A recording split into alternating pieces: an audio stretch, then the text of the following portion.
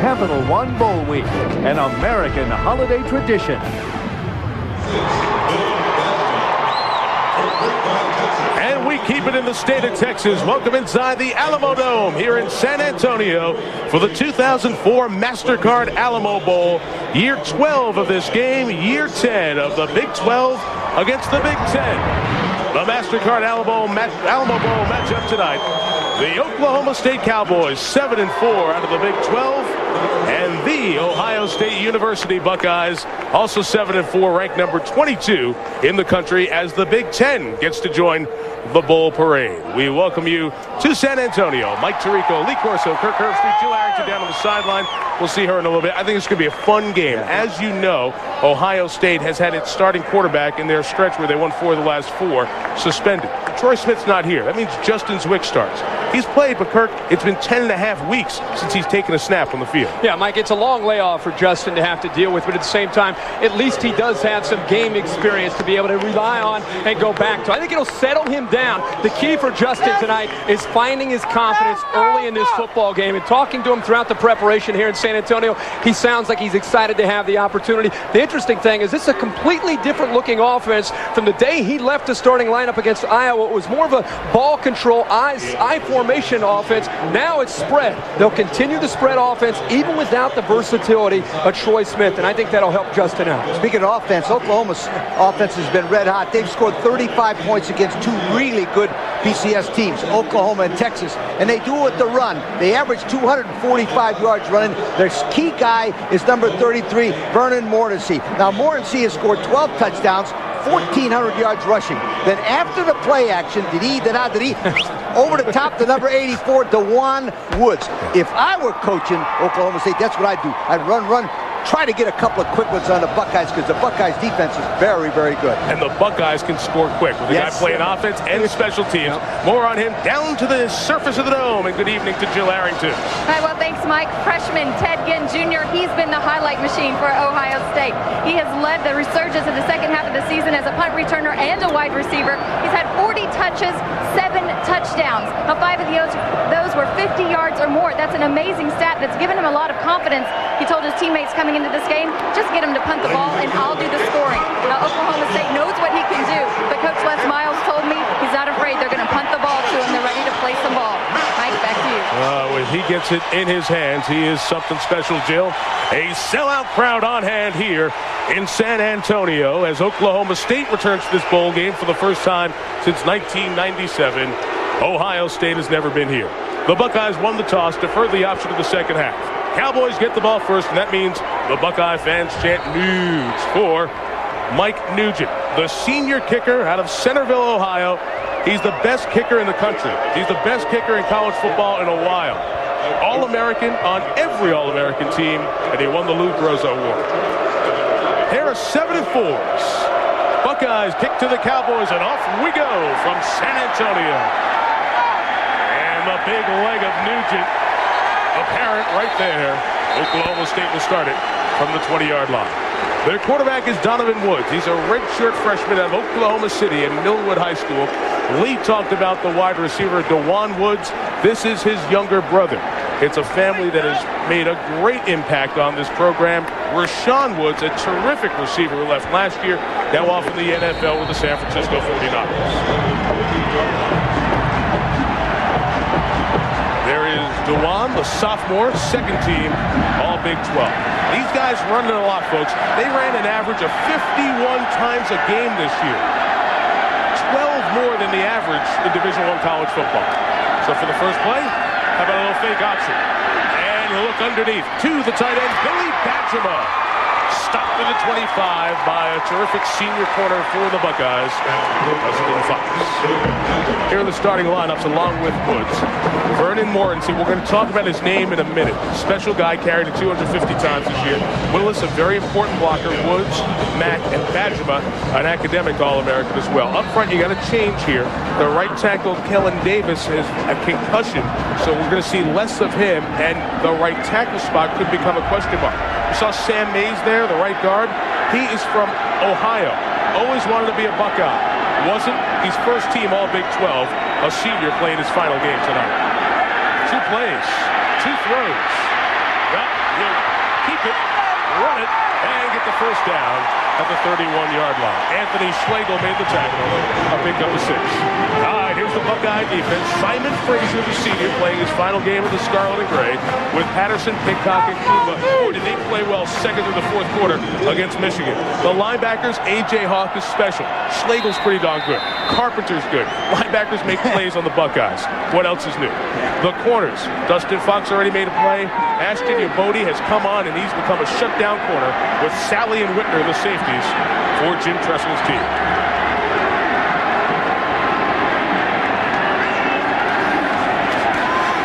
Another play-action pass for Woods. Intercepted by Carpenter. I told you their linebackers make plays.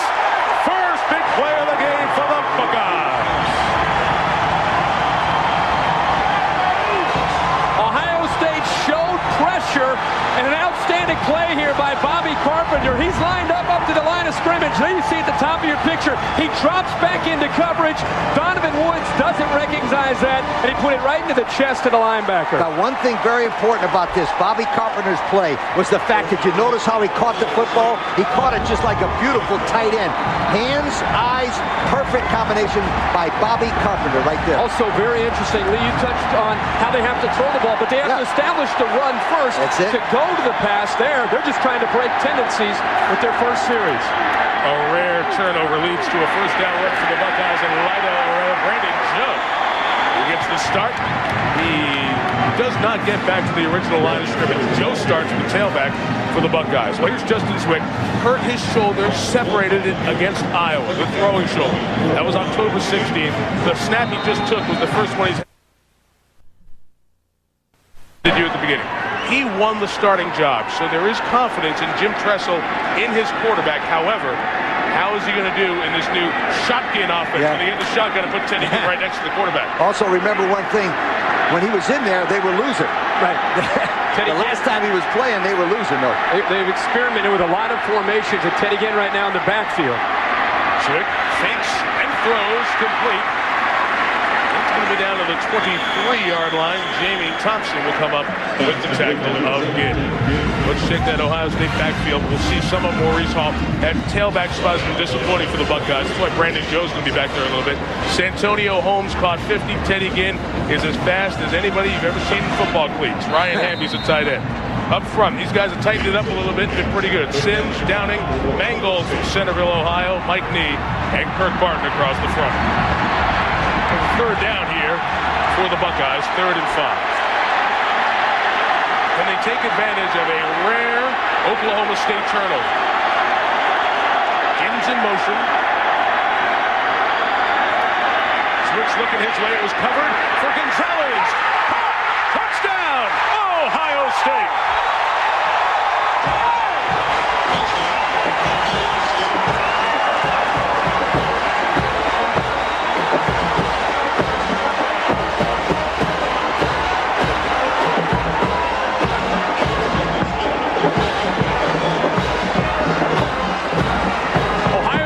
Could not have scripted a better start, not only for the team, but for Justin Zwick to create a turnover against a #1 team in the country in turnover margin and get the football in great field position for Justin Zwick after such a long layoff.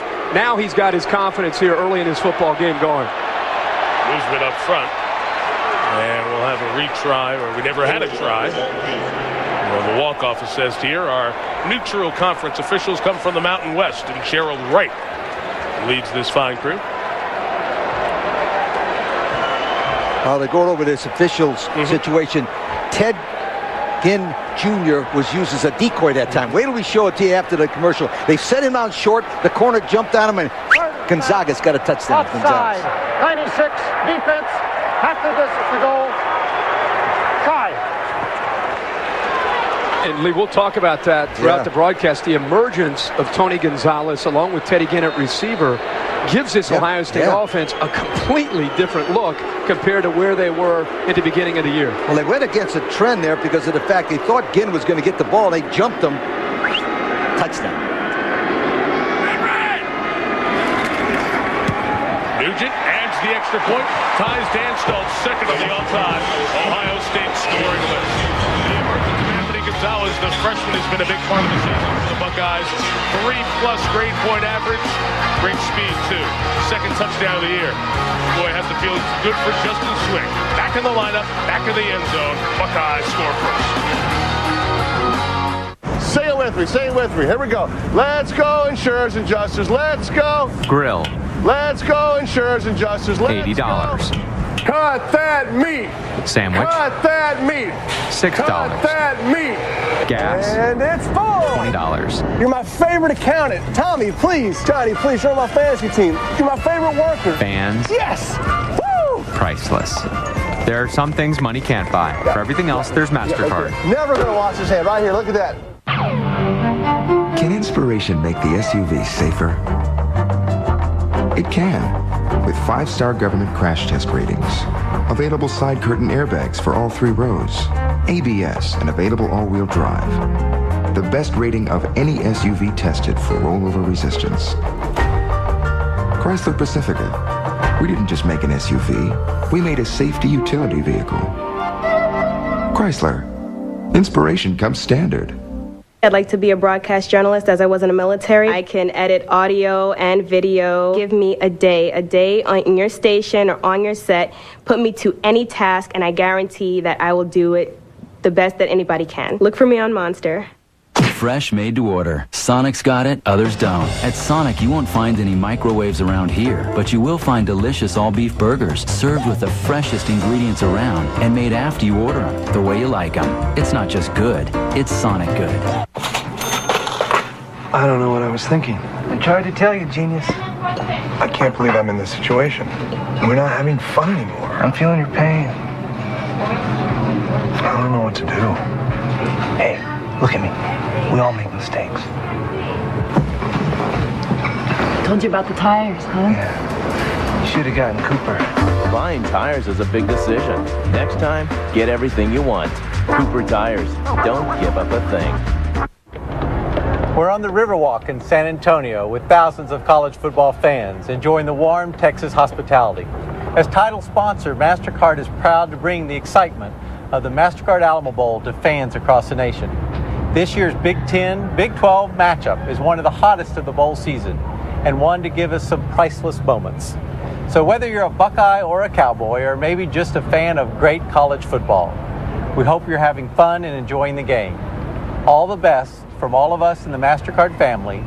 From San Antonio, Texas, y'all have a happy new year. Great hospitality on the Riverwalk once again, with a great atmosphere as well, as a lot of Oklahoma State fans made the drive and many Buckeye fans here throughout the week. Ohio State takes advantage of the 8th turnover in 656 snaps for Oklahoma State. That's an astonishing. They turn it over once every 80 snaps. Gives the Buckeyes the early lead and another Nugent touchback. We'll give the Cowboys a long field. William Kirk take us through the Buckeye touchdown to Anthony Gonzalez. This is a well-designed play by Jim Bowman, the offensive coordinator. If you watch number 7 at the top of your picture, Ginn, he gets up there and he stops. Now, by doing that corner, jumps him, Kirk, and that allows Gonzalez to be open. The thing that I'm impressed with is Tony Gonzalez, the way he's emerged here. Look at the speed of Tony Gonzalez, the way he separates away from the safety lead. It's a big void out there with the corner up, but Tony Gonzalez emergence and his speed. Teddy Ginn gets all the attention. You throw Santonio Holmes and Tony Gonzalez in there, that's a heck of a trio with a lot of speed. That Robert Jones, the corner, jumped Ginn. Must have been a scouting report that showed they liked that play. See if they go back to their bread and butter. Run it. They did 50 times again. Ohio State was ready for it. Sophomore Quinn Kincock, who has really become a very good player as this season has gone on, stops Orange, a loss of 5. What happens in some of these bowl games with such a long layoff, you work so hard in preparing that you want to try to take a few chances early. And that's what happened to Oklahoma State in their first series. Now they're going back to the basics. And Mike, you're right.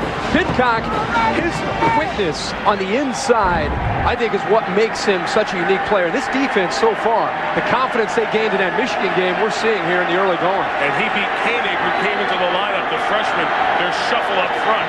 Watch that left guard spot as the night goes on. Officially a loss of 4, 2nd and 14. Woods' throw is hauled in by Prentice Elliott, and he dropped it. Yeah, they came right back up to him. Yeah, White is a speedster as well. He averages 18 yards a catch. Played some shortstop, it looks like. Yeah. It's high school playing days. That's not even good in arena football, is it? No, it's not. Oh, okay. Canada, arena, indoor, outdoor. Again, 5 plays, and they've thrown the football 4 times. If you want a barometer, Oklahoma State has got to try to reach 200 yards rushing. This year, when they've been able to get over 200 yards rushing, they're 6-0.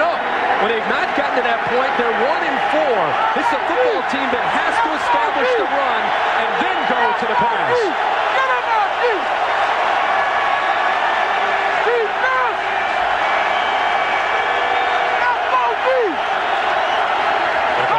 Donovan Woods rolls, room to run, but he's not going to get the first down. Out of bounds, 6 yards shy, and here comes a punt, and that means here comes Ted Ginn Jr. Ted Ginn Jr. this year, special. 4 punt returns for touchdown, tying an NCAA record. If he returns 1 more at some point in his Ohio State career, he's going to be the Big Ten all-time record holder. Tim Dwight, now with the San Diego Chargers, the great Iowa Hawkeye, took back 5. Speed, moves. He ran like a 4-flat 40 when he got high gear against Michigan in their annual get-together in Columbus this year. It's a very good kicker kicking to him in Cole Farden. Kicking away, and there's the Ginn impact.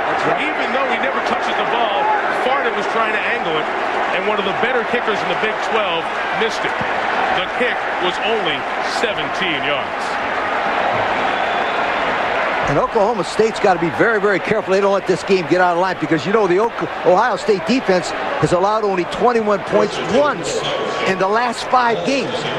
I'm telling you, these guys can play defense, and if they jump on you enough, it's all over, sweetheart. Quite a start for Jim Tressel's team. Chris has taken the Buckeyes to BCS Bowl the last couple of years, winning the national championship with the Tostitos Fiesta Bowl over Miami in 02. Right back to Tempe last year, and a victory over Kansas State.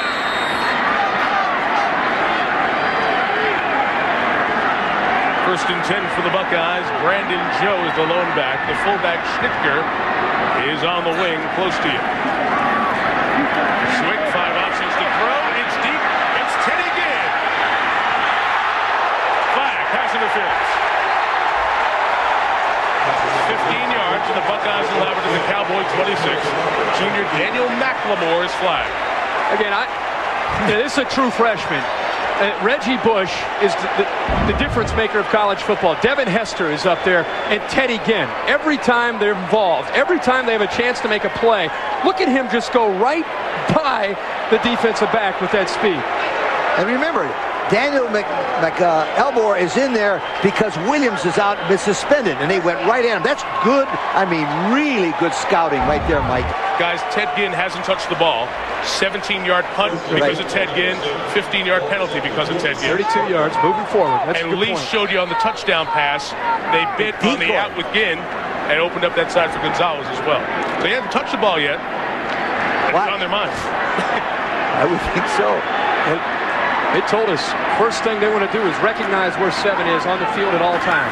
Here comes Brandon Joe pounding it forward to the 22-yard line against an Oklahoma State defense that's given up 24.5 points per game.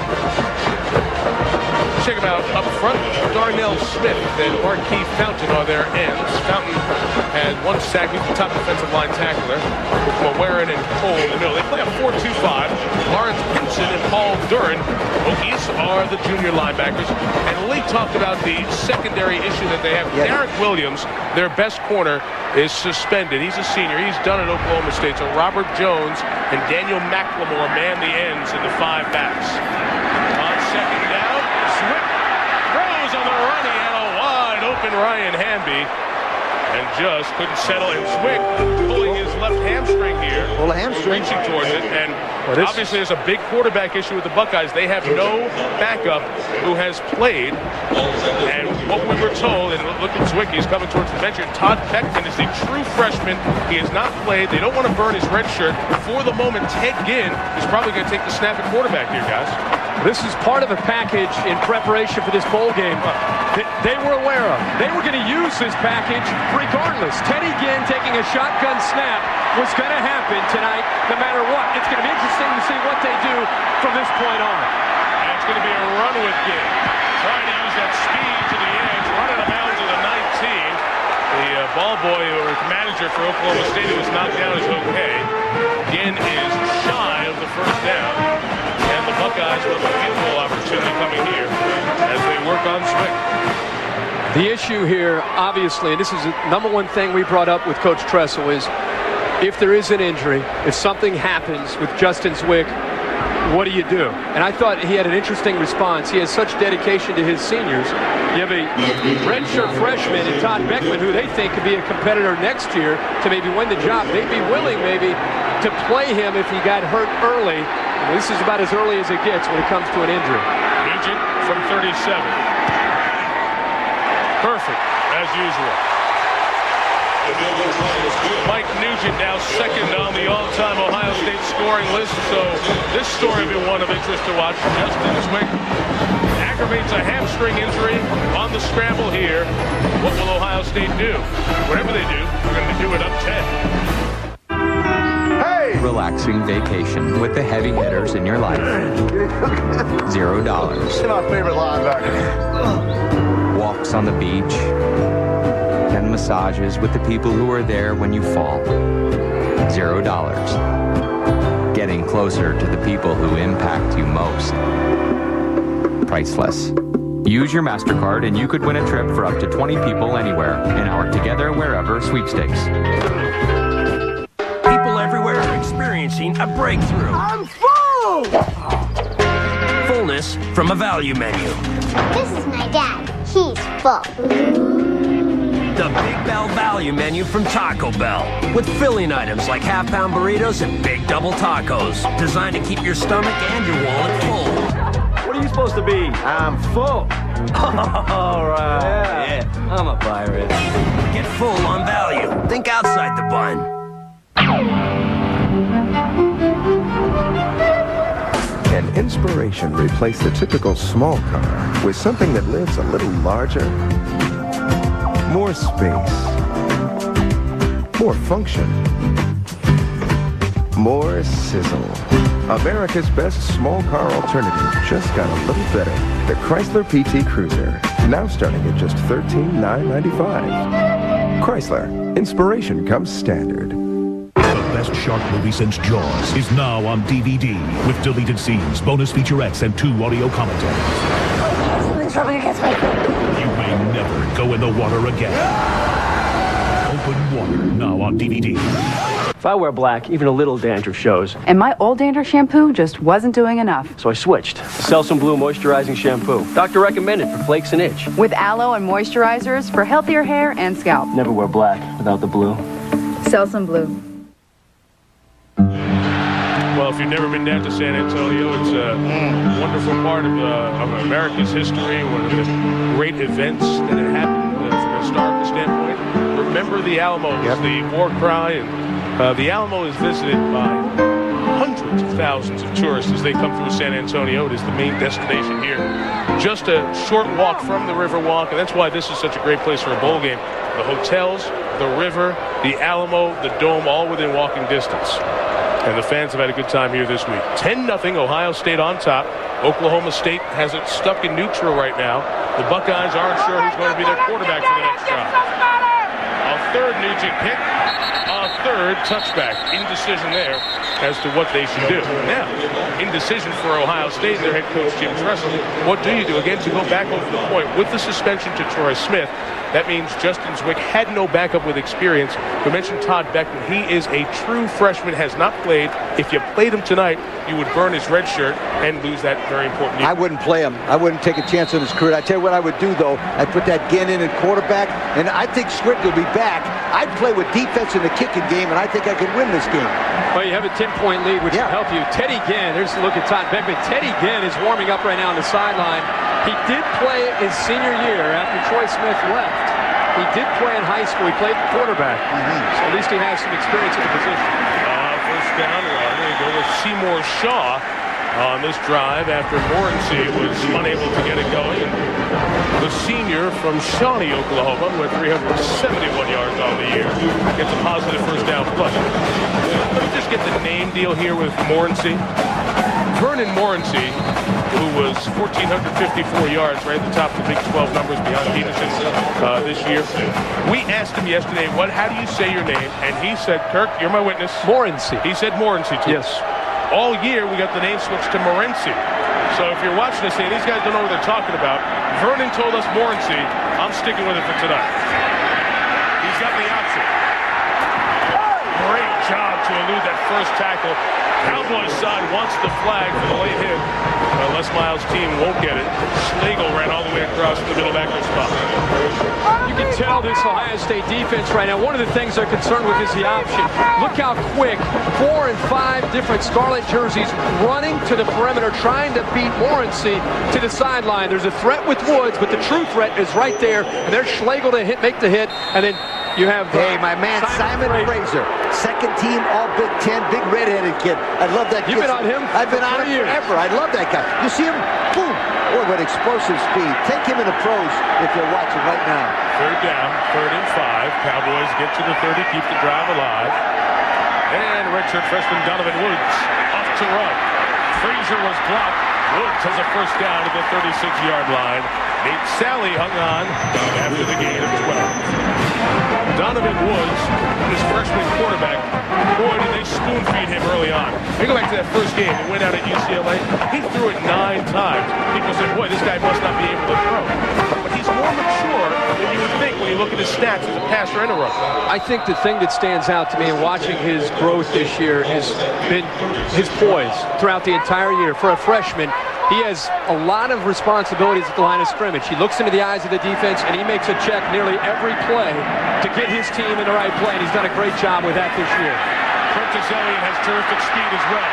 Prentice Elliott across midfield, pulled out of bounds into Buckeye territory for the first time tonight, out at the 48-yard line. The play was made by Luke Fraser, number 24. Watch him block the outside contain man. It'll be on the bottom part of your picture. You'll see the man right there. It's number 24. You'll see him right now. Boom! He ducks down number 9. Dante Whitaker, and that's why the play worked. What I like about this is you get the football into the hands of a guy who likes, he played tailback in high school. His senior year, he went over 2,500 yards. He knows how to make plays, and he's their difference maker. DeJuan Woods gets a lot of the attention, but the best playmaker and on the outside is Elliott. First sustained offense for the Cowboys tonight. See Woods recognizing the corner blitz there. Dustin Fox is coming. Tackle protects. Woods lost the ball. Ohio State headed it first. And the Buckeyes get it with Joel Penton coming up with the recovery. I don't even think he got hit. We can't stress this enough, but Oklahoma State had a successful year this year by being number 1 in the nation in turnover margin and having very few mistakes. In the early going in his football game, Woods is about to pick up big yards. The ball just bounced off his thigh pad and up into the air for the second turnover in 3 possessions in the first quarter. And you know, from a coach's standpoint, I always like to coach those number 1 teams in turnover because I play percentages. Nobody in America can go as well as they have without turning the ball over. And now, boom, 2 in a row. It's unbelievable. He was high-stepping to get out of the way there, and his knee and his hip pad, or thigh pad, beg your pardon, knocked it out. Ohio State, Justin Zwick returns at quarterback. Depending on the health of Justin Zwick, a characteristic of Jim Tressel after a big swing of momentum like that is to take a shot down the field. Don't forget Santonio Holmes, who we haven't called his name out yet. This would be a chance for Ohio State to take a shot downfield. We've got a problem on the far side as the 10-yard chain has been tangled. As they try to make the move after the turnovers, they are untangling the chain right now on the far side of Oklahoma State, where you see that. Mike, I'll be shocked to see if Justin Zwick can finish this football game because of his reaction to the initial injury. It looked like it was up. We'll find out from Joe. It looked like it was very high, and that is a burning sensation. It's very difficult to play with. Jill? The training staff is telling me it's only a mild hamstring pull. It's his left hamstring. They laid him down. They stretched him out. They put a brace on it. He rode the bike for a little bit, and he says he's good to go, and he's back in there, guys. And one thing good about him, he's not a runner anyhow. Yeah. I mean, he's a passer. If he can come baback and set that right foot, Kirk, he can stay in the whole ball game, throwing little screens and handing the ball off. Now, if he was an option quarterback, it's good night. He's not. He's out of here. You know, we've talked a lot of this game about Ohio State's defense getting some opportunities. It's about time Oklahoma State, if they're going to get competitive and win this game, their own defense, they need to create some opportunities for their own offense. First down, Zwick with the punt, and the throw to the tight end, Rory Nichols, second catch of the year, and he gets a first down right at the 38-yard line. Well, all the talk with Justin Zwick because Troy Smith is not here. Smith won 4 of the last 5 games. He was brilliant in the season finale against Michigan. 386 total yards, the 3rd best in Ohio State history in a single game. However, as you may have heard, 9 days ago it was announced that he was suspended for this bowl game for a violation that occurred in the spring. Robert Q. Baker, a Columbus businessman, they had a relationship with Smith. Smith was visiting him regarding a potential summer job, and there was a payment from Baker to Smith that was not discovered until earlier this month. The carry for Lydell Ross around the edge. Pushed out of bounds at the 25-yard line. A 14-yard gain. That could become an important factor in this game. Previous play, watch Justin Zwick's reaction. You see that?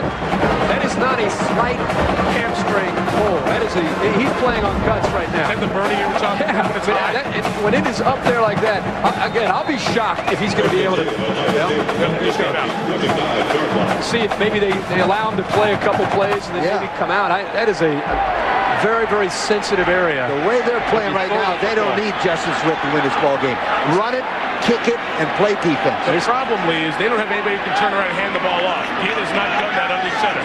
Just with the shotgun. He can throw it. Running here. Ginn has receivers blocking for him on the edge, but one was in the back. Penalty coming up here on Roy Hall, number 8, the Buckeye sophomore. Like that on the block. And again, the reason Ginn is here, we were talking about Troy Smith, and just to finish the story with what happened, for those who didn't hear it, the guy Robert Q. Baker involved here is an Ohio State suite 1/3 holder. So he holds part of a suite there at the Big Horseshoe in Columbus.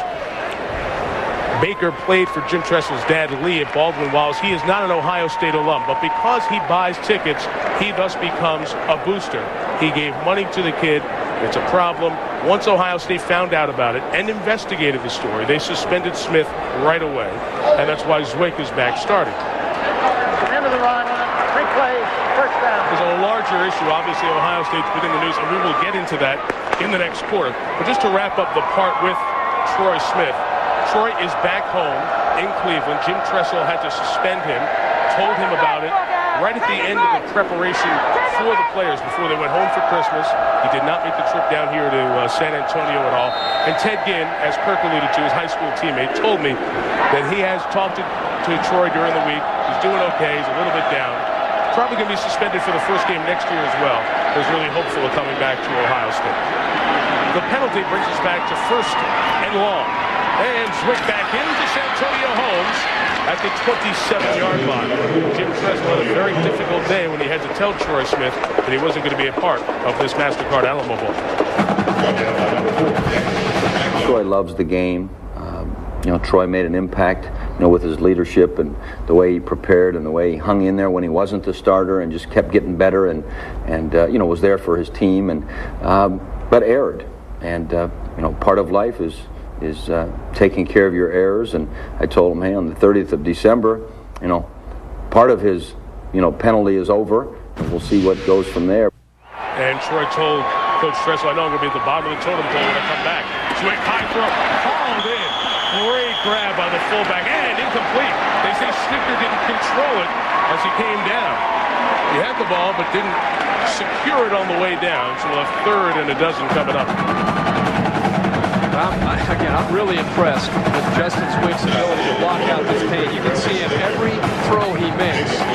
This is definitely incomplete. I thought he got it back on his back there. But every throw he makes, you can see him wincing and almost falling down after every attempt. And one thing about a hamstring like that, it's not going to get any better. I mean, you can't have any miracle rub on him. This will be going to get worse. 30-12 with Teddy Ginn. Is he going to throw it, or are they going to run again? He's been at quarterback twice, both were runs. This is the third run, just in Mike Nugent's field goal range. They get inside the 20 into the 18-yard line. You've got the best kicker in the nation. If you're playing a Jim Tressel game of field position, defense, and special teams, and a quarterback with a hamstring, it's a smart move. Run it on 3rd and 12. And especially with the defense that's got the offensive team of the opponent stymied. Forced 2 turnovers already. Mike Nugent, with this field goal, can tie Pete Johnson for the all-time Ohio State record for point scoring. It'll be a 35-yard kick, and Kyle Toronto, the punter, is the holder. Mike Nugent tied with Pete Johnson, all-time leading scorer in Buckeye history. Mike said, 348 points. I met some guys who were kickers who have their school records. They were like 230, 240. Pete Johnson got it a lot inside the 5 and banged it in. Les Miles and Oklahoma State have some issues. 9 minutes in.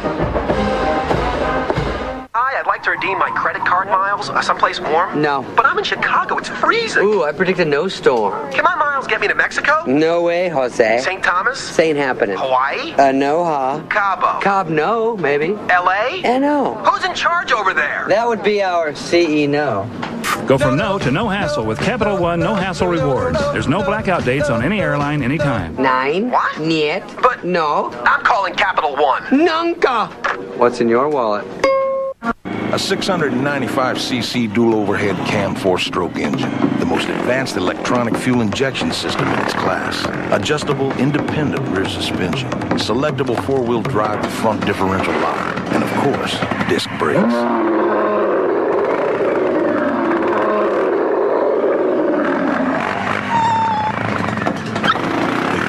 Here. Make the competition whimper with a brand new Suzuki King Quad from Andrew Cycles, Route 62, Salem, Ohio.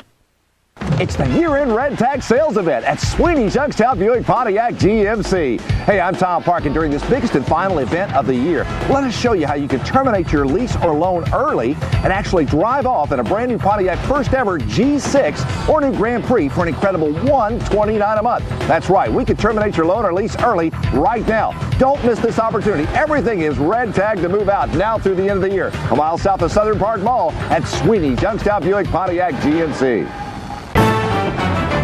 ESPN's presentation of the 2004 MasterCard Alamo Bowl. Brought to you by MasterCard. There are some things money can't buy. For everything else, there's MasterCard. And in part by Taco Bell. Think outside the bun. And Chrysler. Inspiration comes standard. 3, 2, 1. Smile, guys. Team picture. Good looking group there. 20 years, they'll be moving to a new house somewhere. They'll be dusting off their pictures. And perfect. This will bring back some memories of 2004 and the MasterCard Alamo Bowl, the trip to San Antonio.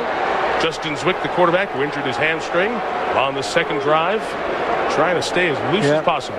You know, I spoke at the Houston Bowl, and to see UTEP and Colorado players there and to see these two teams here, that's why I am in favor as many bowl games as you can have. It's for the players. The kids love it. Players. And they love it. Why is Mike Nugent likely going to be drafted in the NFL? 4 touchbacks in addition to the field goal. If you're going to draft somebody, they got to be a kickoff guy as well, and he will be in the league. Well, a couple more bowls as Capital One Bowl Week continues tomorrow or Friday on ESPN. Boise State and Louisville in the AutoZone Liberty Bowl, and then Florida against Miami of Florida in the Chick-fil-A Peach Bowl, New Year's Eve. What a doubleheader that is. Alabama, Minnesota is on the front end of that. We have a penalty on this kickoff. That is 3 terrific games that you'll see on ESPN. Approaching number 1 kicking team who re-kicked 5 yards previous spot. Thomas Matthews, the senior, who is really the emotional leader of this Ohio State team. He's the vocal one who fires them up before the game. He was a hair too fired up on that kickoff. There is Matthews, so they will re-kick it again. Well, they'll re-kick it. Re-kick it again would be redundant. Well, Well, we didn't want to say it. Kirk and I were talking. We didn't want to say anything when we heard you say it. We didn't want to correct you. But that's okay. All right, Gary. All right. I think, you know what? Let's just see if he can get a touchback here from the 30. NFL, they kick from the 30. Here we go. Let's see if good test for next year for Mike Nugent. He doesn't get a touchback this time. Boom. Can he put it through the goalpost? Look at the ball. Look at that old beat-up ball. Mike Black. Look at the upside-down T in the old ball.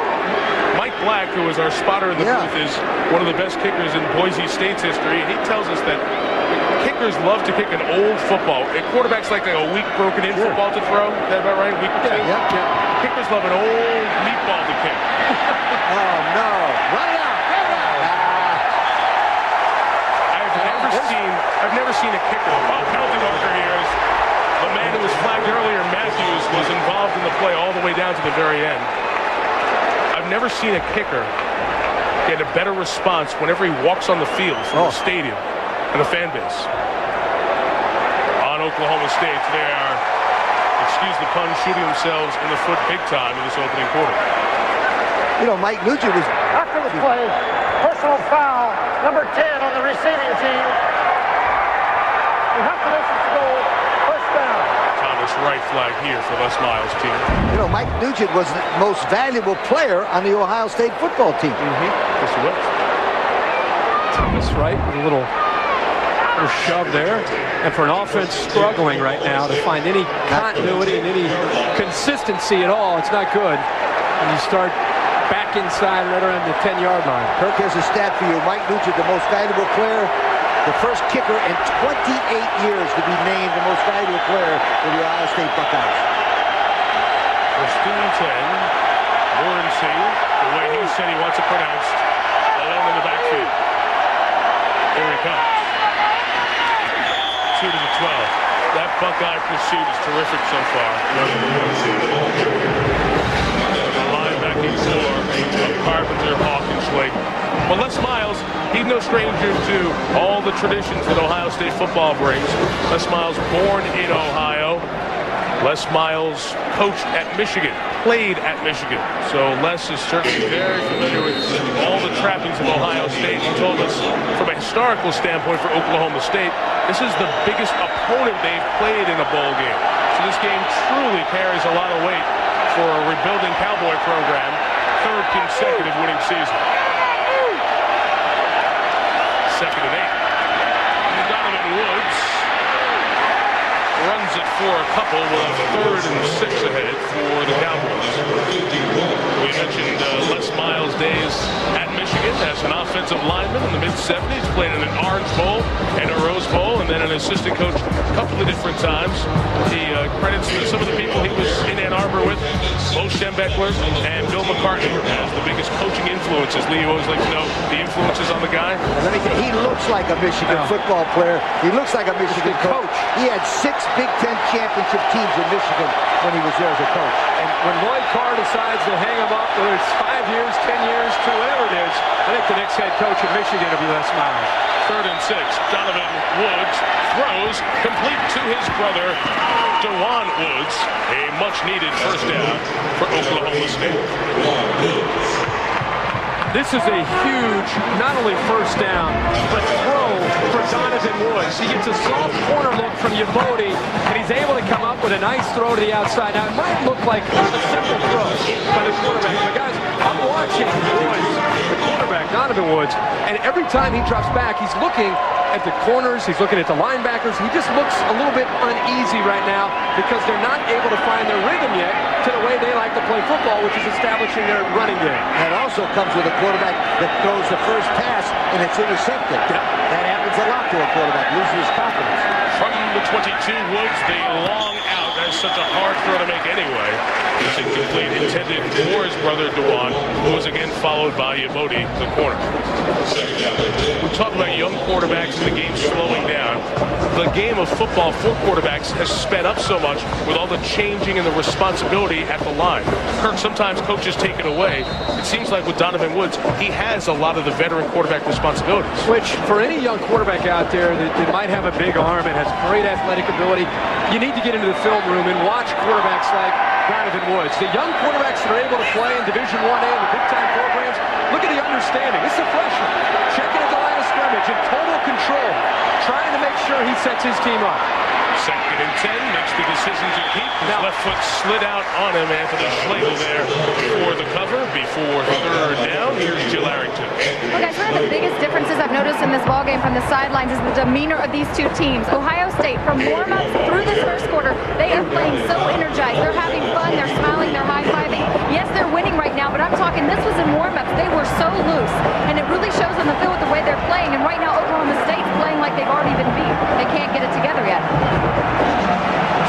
Part of that shows they can't find that identity. They cannot establish the running game. Mark Snyder, the defensive coordinator, has a great scheme put together so far for Ohio State. 3rd and 9. Woods 2 of 5 passing. Hit as he throws. Incomplete. Trying to get it inside that zone. Dewan Woods was there, but the pressure from Joel Penton and the nice zone coverage made it a tough completion. Tyler Everett, number 26, is one of the guys. But watch this cut. I like the cut on there, but watch the defensive play right there by number 6. Number 6 comes in there. Tyler Everett makes a good play, Kirk. I like the way he jumped on that thing. I also like the way the corner, Ashton Yabodi, settled early and then came back to be in the way of Woods to avoid, also along with Everett, avoid any chance of Woods making that catch for a 1st down. Last time, with the threat of Ted Ginn back there, Farden's kick was a poor one. This time, Farden's kick is not as poor. It's unreturnable, but Ohio State again has fabulous field position. The Buckeyes will take over at their own 43. Justin Zwick, bad hamstring, coming back in, leading by 13.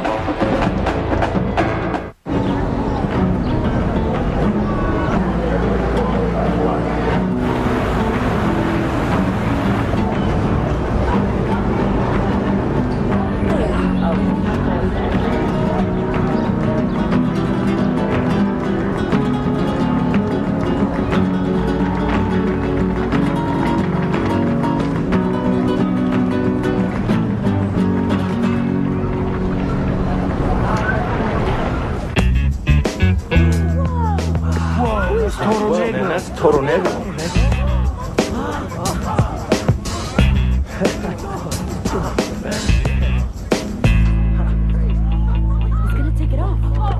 When my hunger's big, there's nothing like a double QPC.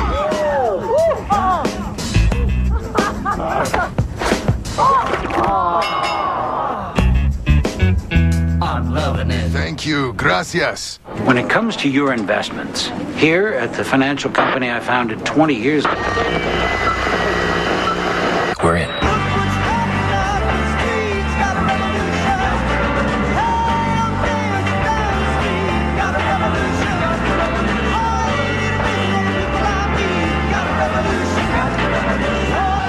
Hey, join the evolution. Okay, we're out. And that's why we care about your financial future.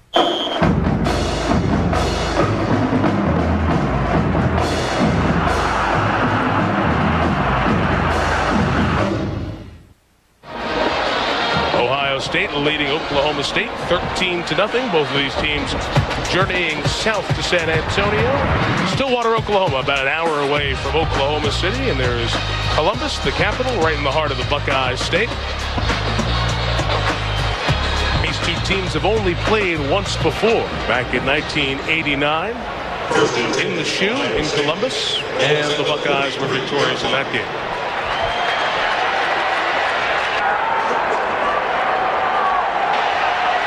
Justin Zwick out of the shotgun takes over from the 43. And Lydell Ross is back there with him now.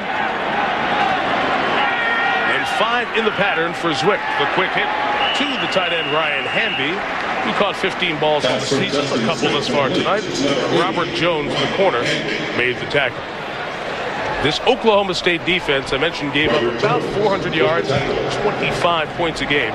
They forced a lot of turnovers, 25 on the year for a unit that returned 9 starters. And one thing about the Oklahoma State defense, there are no really stars on it. They did not have a single all Big 12 defensive player on their football team. Wow, that's a good coaching job just to get to a game like this. Second and 6, and here is Ross carrying for the first time tonight across midfield, about a yard shy of the first down. We've said it a couple of times, their best defensive player, Darren Williams, their starting left quarterback, a player who was going to get an NFL look and probably will still get an NFL look. He missed 6 of the last 7 games, fractured his forearm, but Williams was out of the lineup. Just played 3 plays against Texas. They essentially didn't have him the last 2/3 of the season, but was suspended for this game. Nobody officially said why. Violation of team rules is the official reason. Sounds like his attitude wasn't great. No. And as a senior, bowl game, chance to play one more time. Third and a yard. Here is Ross trying to bounce it to the outside, and that Oklahoma State defense comes up and makes a play. I don't know who they'll officially credit with the tackle, but Victor DeGreat and Robert Jones made some nice plays to force this 4th down. That's a nice job on the inside there. Victor DeGreat, who was a former middle linebacker last year, was third on the team in tackles. They moved him to defensive end this year.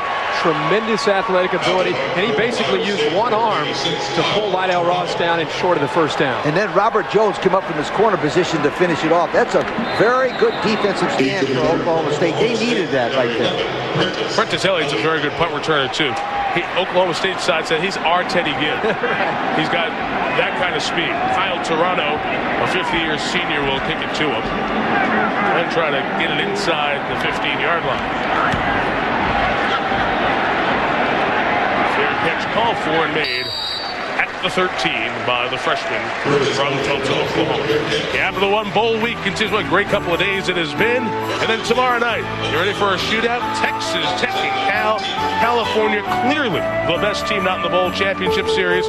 Whenever you get Coach Leach, you know the ball's going to be in the air. It could be a fun show at the Pacific Life Holiday Bowl in San Diego, 8 Eastern tomorrow night. Also available in high definition on ESPN HD. You know, we had Texas Tech in a Tangerine Bowl a few years ago, and one of the things we learned about Mike Leach is we talked about him throwing it around. They're a physical team. They play in the Big 12. They're physical in the trenches, but they've got to go up against Aaron Rodgers and a great Cal team. That'll be an exciting game to watch.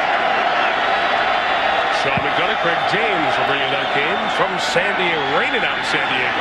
Here's Morency, got out to the 20. Did you see that? It almost looked like he kind of dropped it down a gear to set up a block. He really is a stylish runner and can do things like that. We are in the Alamo City, San Antonio, for the 2004 MasterCard Alamo Bowl.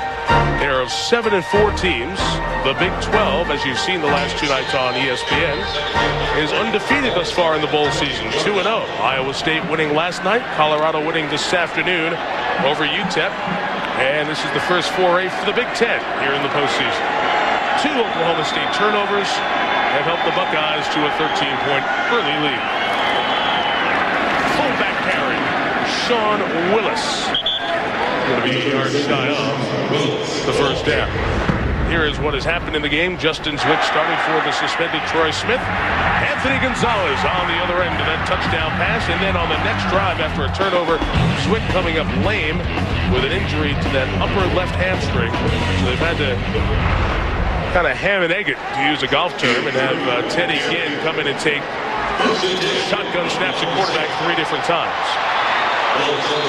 Ham and egg? Ham and egg it.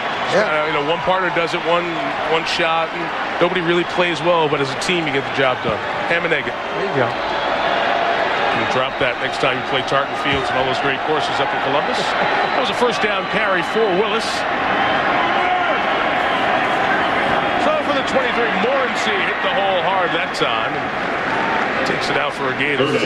Bodie on the tackle, what should be the last play of the first quarter.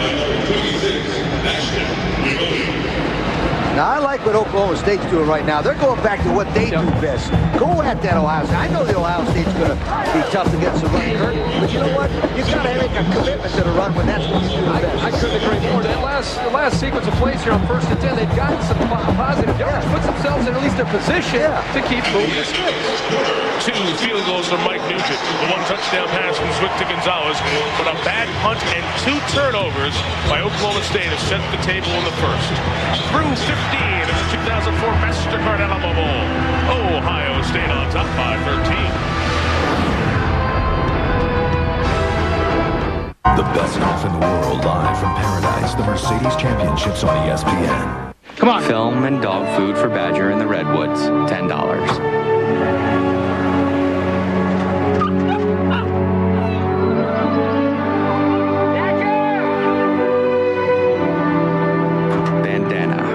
Dog in Napa Valley, $3. Family, huh? Dog bone in Fresno, $7. How'd you get so lost? Forgetting you're far from home, priceless. There are some things money can't buy. For your journey, there's MasterCard. Katie was sure of her cholesterol plan. She took medication, she ate right and ran. Yet it wasn't enough to get bad cholesterol low. What's this? I'm still here in the land of no. Switch to Crestor, her doctor said. You're not to blame. All cholesterol drugs simply aren't the same. When Crestor performed in a head-to-head test, its lowering effect was clearly the best. Crestor's proven effective, that's well understood. Would you like to try it? Why, yes. Yes, I would. Ask your doctor about Crestor. Crestor is not for everyone, including people with liver disease and women who are nursing, pregnant, or may become pregnant. Simple blood tests are needed to check for liver problems. Tell your doctor about other medications you are taking, or if you experience muscle pain or weakness, as they may be a sign of serious side effects. Since Katie switched to Crestor, her cholesterol's much less. With Crestor and diet, it's the land of success. Get your free trial today and you just might declare, I'm a Crestor success. Now you're getting somewhere. What do you expect from a gourmet sandwich? You might expect artisan breads like sourdough and Jewish rye, deli-style roasted turkey or honey ham, Gloucester or provolone cheeses, and gourmet spreads like tomato feta and honey Dijon. But you probably wouldn't expect them to be made in local kitchens and delivered fresh daily to 7-Eleven. Yes, 7-Eleven. Gourmet sandwiches from 7-Eleven. They'll exceed your every expectation. Oh, thank heaven. 2 here at the MasterCard Alamo Bowl. What time is it? And it goes out. Make sure you're loud. Make sure you're proud. Go Bucks. Thank you. Some scenes from the pep rally down on the River Walk earlier this week, a couple of nights ago. 13-0 Ohio State leading Oklahoma State as we get set to start the second quarter. With Jill Arrington, Lee Corso, Kirk Herbstreit, Mike Tirico. Fans got more excited about the contest between 2 individuals representing each school during the break than they did at any point in the first quarter. Speaking of contests, how about the San Antonio Spurs dog contest? That was the highlight of the game last night. I thought.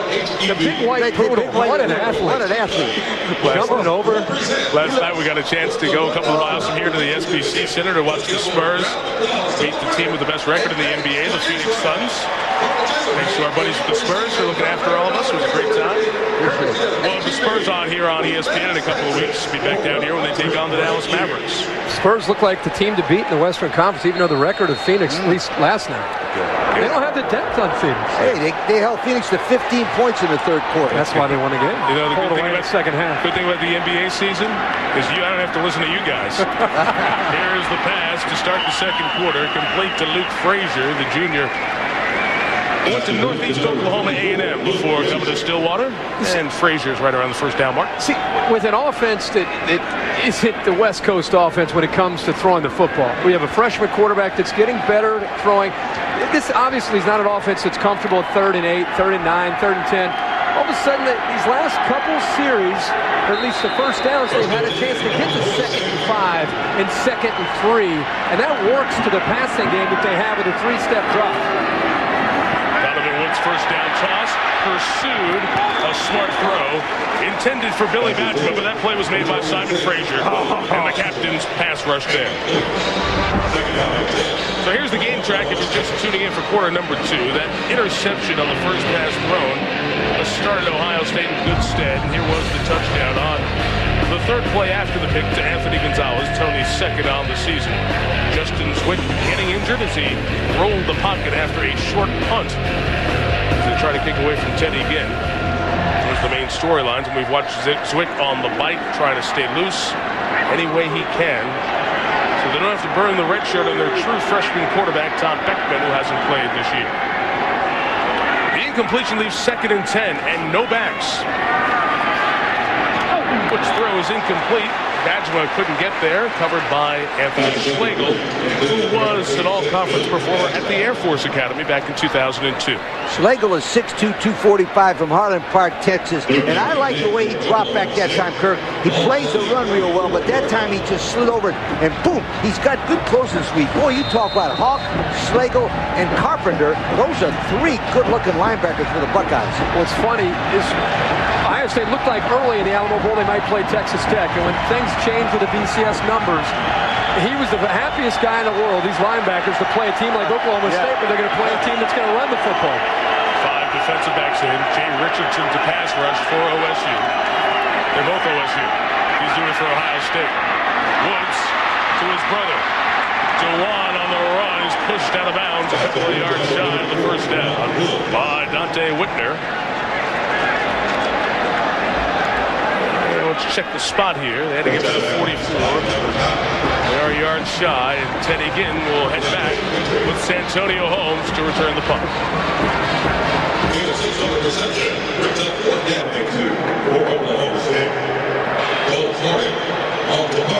Well, Farden has kicked twice away from Ginn. And the other guy on the opposite side, Santonio Holmes, is also an explosive punt returner.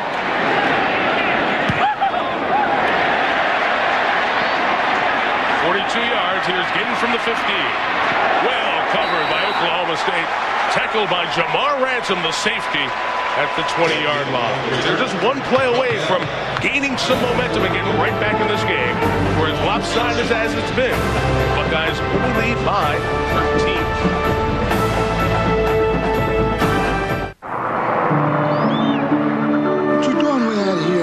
Water for Lost Dog in the Mojave, $2. I bet you folks are missing you. Rhinestone collar in Vegas, $40. Meatloaf special in Arizona, $8. Hey, buddy. Feeling at home when you're only halfway there, priceless. There are some things money can't buy. For your journey, there's MasterCard.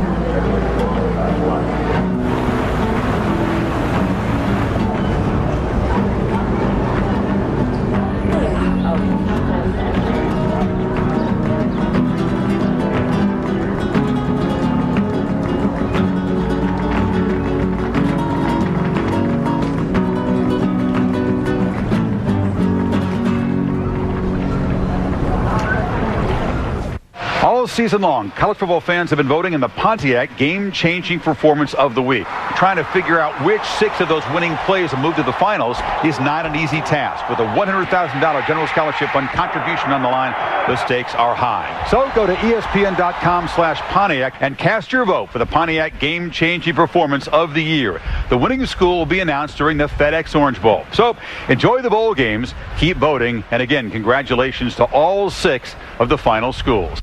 People everywhere are experiencing a breakthrough. I'm full! Fullness from a value menu. This is my dad. He's full. The Big Bell Value Menu from Taco Bell. With filling items like half-pound burritos and big double tacos. Designed to keep your stomach and your wallet full. What are you supposed to be? I'm full. All right. Yeah, I'm a pirate.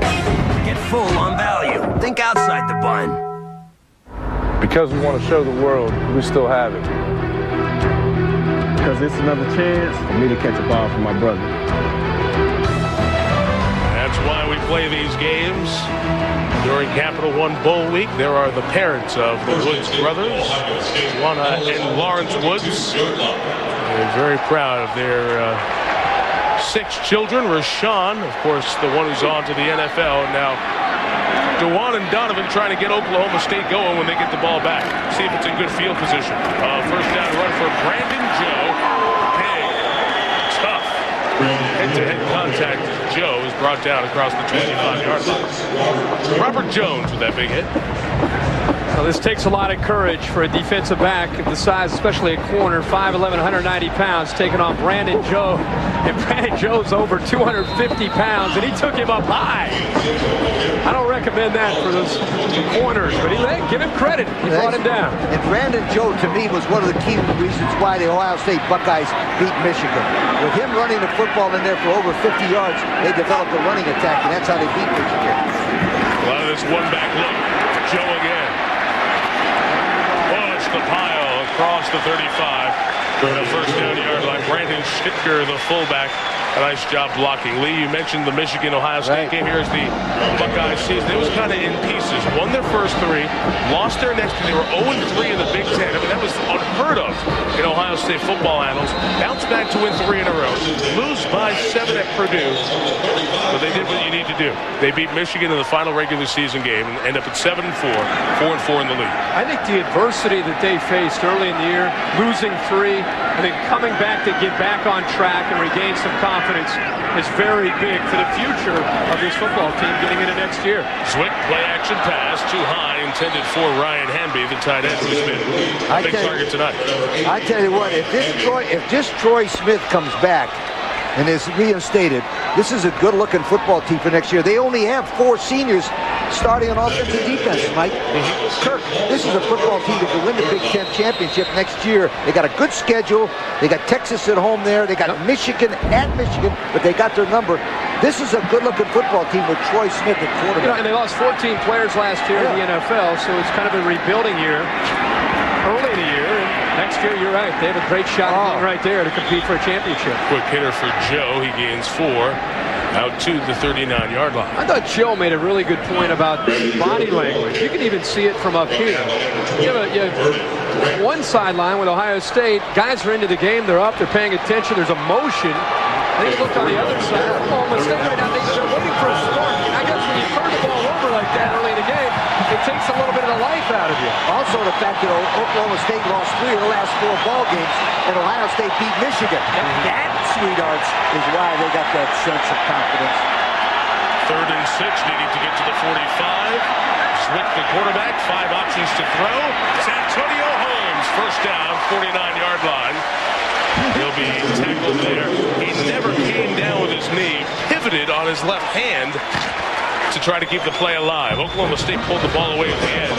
That's Buckeye ball and Ohio State first down. Again, this is the growth of the offense. You have 3 different weapons. You have Santonio Holmes, Teddy Ginn, and Tony Gonzalez. This time in man coverage. They bring the blitz, and a good job of breaking the route down by Santonio Holmes. And I'll tell you, for Justin Zwick to be out this many games, he has really gotten back into sync fairly quickly with the pass game with these new receivers.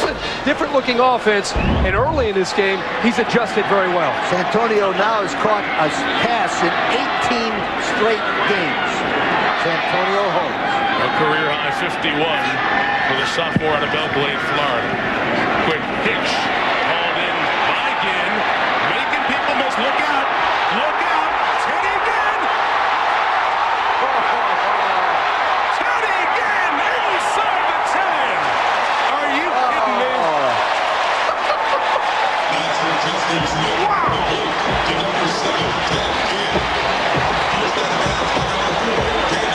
I'll say it again.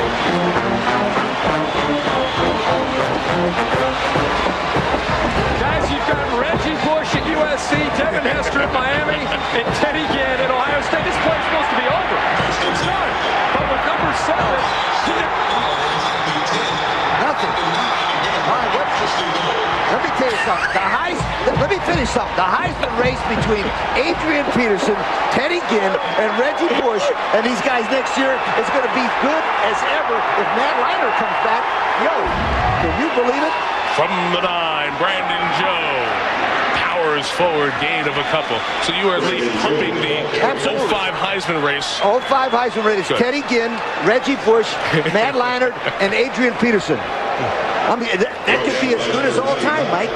I'm telling you. It is hot and humid here in the Dome. You see Ginn has touched it 6 times for 67 yards so far. And remember, first play of the game, first touchdown, they faked him and threw a touchdown pass to Gonzalez. And Childress, the senior, joins Santonio Holmes at receiver. It is Joe shooting at the 5, pounding forward and down to the 1. 250 pounds. Well, you can tell he's running with a different confidence now. And the left side of the line of Rob Sims, T.J. Downing, Nick Mango, the center, are all just coming off the ball curve now. And they're starting to blow the Oklahoma State players back. And that's the secret for Ohio State football. Oklahoma State here takes a timeout. He is a special player, that's for sure. True freshman, Teddy Ginn. Get it in his hands and watch him go. He's brought the Buckeyes to the doorstep. 3rd down from the 1 when you come back.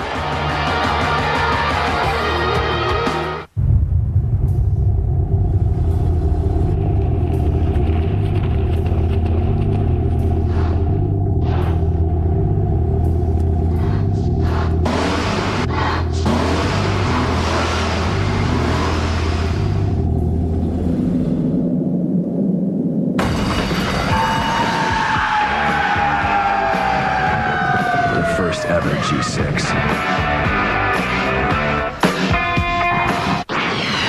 Now, the top 6 Pontiac game-changing performances of the year as voted by the fans throughout the season. Here's the fruit to the right. Orton on the run, gets the first down. Has he got helicopter? Ball is loose. Badgers have it. Here comes Starks at the 20, at the 10. Touchdown, Wisconsin.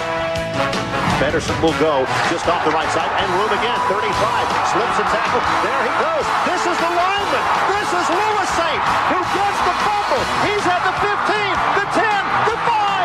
Touchdown, men of Troy. Campbell throws it downfield. It's caught by Taylor at the 12. That's a first down, Auburn. You can vote once each week throughout December. The winning school will be announced during the FedEx Orange Bowl and will receive a $100,000 General Scholarship Fund contribution from Pontiac. Go to ESPN.com/Pontiac to vote for the game-changing performance of the year.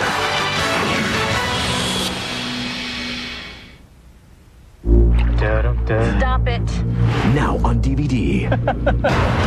Anacondas with gigantic bonus features. This expedition is over. Anacondas.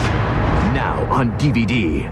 Fresh, made to order. Sonic's got it, others don't. At Sonic, you won't find any microwaves around here, but you will find delicious all-beef burgers served with the freshest ingredients around and made after you order them, the way you like them. It's not just good, it's Sonic good. The big play by Ted Ginn Jr. has Ohio State 3rd and goal from the 1, coached by his dad, Ted Ginn Sr. He's seen his son make some exciting plays the second half of the season. And the Buckeyes will go full house backfield here from the 1. Lydell Ross, the 3rd back, he takes it. He is met, keeps going. Touchdown, Ohio State.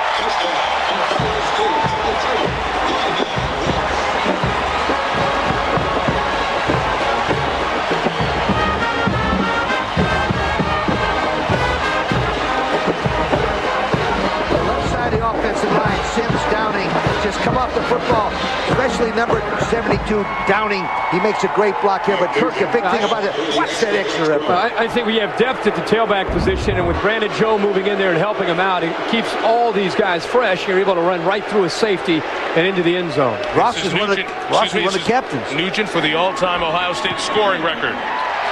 Bangs it through, and no Buckeye in the history of Ohio State football has scored more points than Mike Nugent. His players know it. Those guys stay there for a while and congratulate their kicker after the Lydell Ross touchdown run. Most points in the great history of Ohio State football. Mike Nugent. Mike, where's that Mike Nugent from?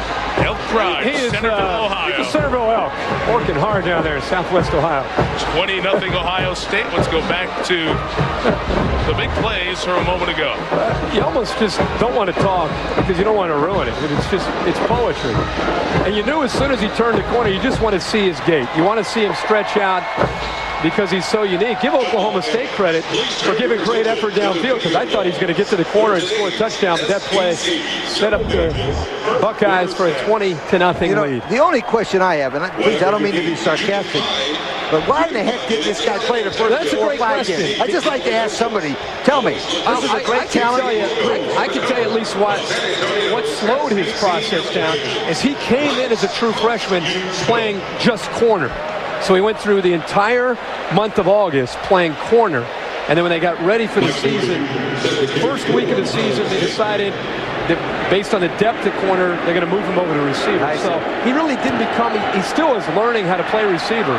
But next year, I think he'll be back at corner. Mike Nugent, touchback number 5. Punts early? Yeah, but I touched on the 3 difference makers, and of course Adrian Peterson is in there, but I'm talking about a guy, every time he touches the ball, you just don't know what's going to happen. If they get a seam, they're going to go the distance. Devin Hester at Miami, of course Reggie Bush, and Teddy Ginn in the second half of the season has become that kind of guy, whether it's a punt, whether it's a screen, whether you line him up anywhere on the field, when he gets his hands on the football, he's a threat to take it to the end zone. Oklahoma State in a world of trouble. Not even 20 minutes in, down 20. On first down, here comes Donovan Woods. There are like 17 Buckeye defenders out there. No place to run. Down to Jill Arrington with Ted Ginn Sr. This is the guy that taught little Teddy everything he knows. When did you first realize what a special athlete your son was? Probably when he was a sophomore in high school. You know, we first started off in track, but he's been playing football all his life. But, you know, in track, I noticed he has some special speed. Probably just he was a sophomore in high school. I understand. We've seen what he can do on the offensive side of the ball, but you're telling me that he could be pretty good on defense, and they're underutilizing him. No question. I mean, you know, he could do the same thing on the defensive side of the ball, but, you know, they playing the way they need him. He idolizes Dion. Is that who he'd like to someday be? Both sides of the ball, taking care of everything. Yeah, no question. That's what he likes. He like to do what he needs to do for the team. You know, he don't really think about himself. He always think about the team and what he can do to help the team. Well, Dad, I'm sure he learned that from you. We appreciate you talking to us. Are you surprised by his success tonight, or were you expecting it? No, not really. You know, I think he can do more. You know, they're not working him hard enough. Just like a dad would say. Thanks so much. Enjoy the game. Yeah, thank you. That's a dad who threw his son football starting at age 4 in the yard. When he didn't catch 3 in a row, he dropped one. No, I'm not going to throw him anymore. We'll come back later and do it again. He's really brought to this level with a lot of hard work. Ted Ginn Sr., a great high school football coach in the inner city of Cleveland. Third down, Woods throwing off one leg to Prentice Elliott, trying to make a move. Nowhere to go, and it's another punt coming for Oklahoma State. Cleveland Glenville, as I said, and he's done such a great job of developing not only individual talent, players who have gone on to play at college football, and eventually I'm sure they'll play in the NFL. There's 3 that play for Ohio State. He has some more on his team right now this year that have already verbal to play for Ohio State down the road. But you know, the thing about Teddy Ginn, next year you're going to see him start at corner, I think. He's going to play a lot of receiver, and of course he's going to return punts. That's why, Lee, your statement about throwing him in the mix for the Heisman, he's going to be all over the field and give himself a great chance. Another kick, this one to Santonio Holmes. Ginn going to go block for him. And Santonio takes it out to the 43-yard line. Oklahoma State has run 27 plays tonight, all but one in its own end. They have 92 yards, no points, and are in a world of trouble against the Buckeyes here tonight.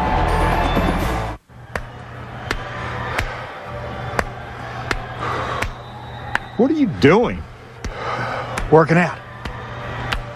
You going deep sea fishing? Yeah. Those fish are big. You mind if I tag along? Sure.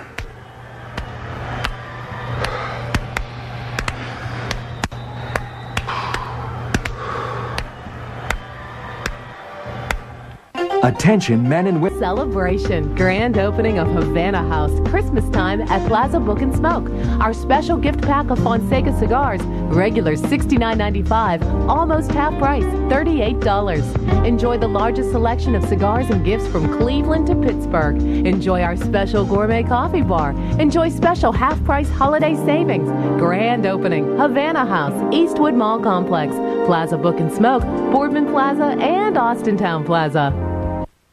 Myself doesn't like Rockneys. The food. Bring your appetite. Rockneys is known for supersized portions at great prices. Our incredible sandwiches, huge salads, and mounds of fries have made us famous. With service, you'll like our fast, friendly service, and you'll love Rockneys' casual, fun atmosphere. It's the perfect place to bring your family or just hang out with friends. And if you're always on the go, Rockneys has you covered with our unique carry-out station. For fun, whether you're here to enjoy a fabulous meal, catch the game on one of the many TVs, or just relax in our great pub. No one else does it like Rockneys on Route 224 in Boardman.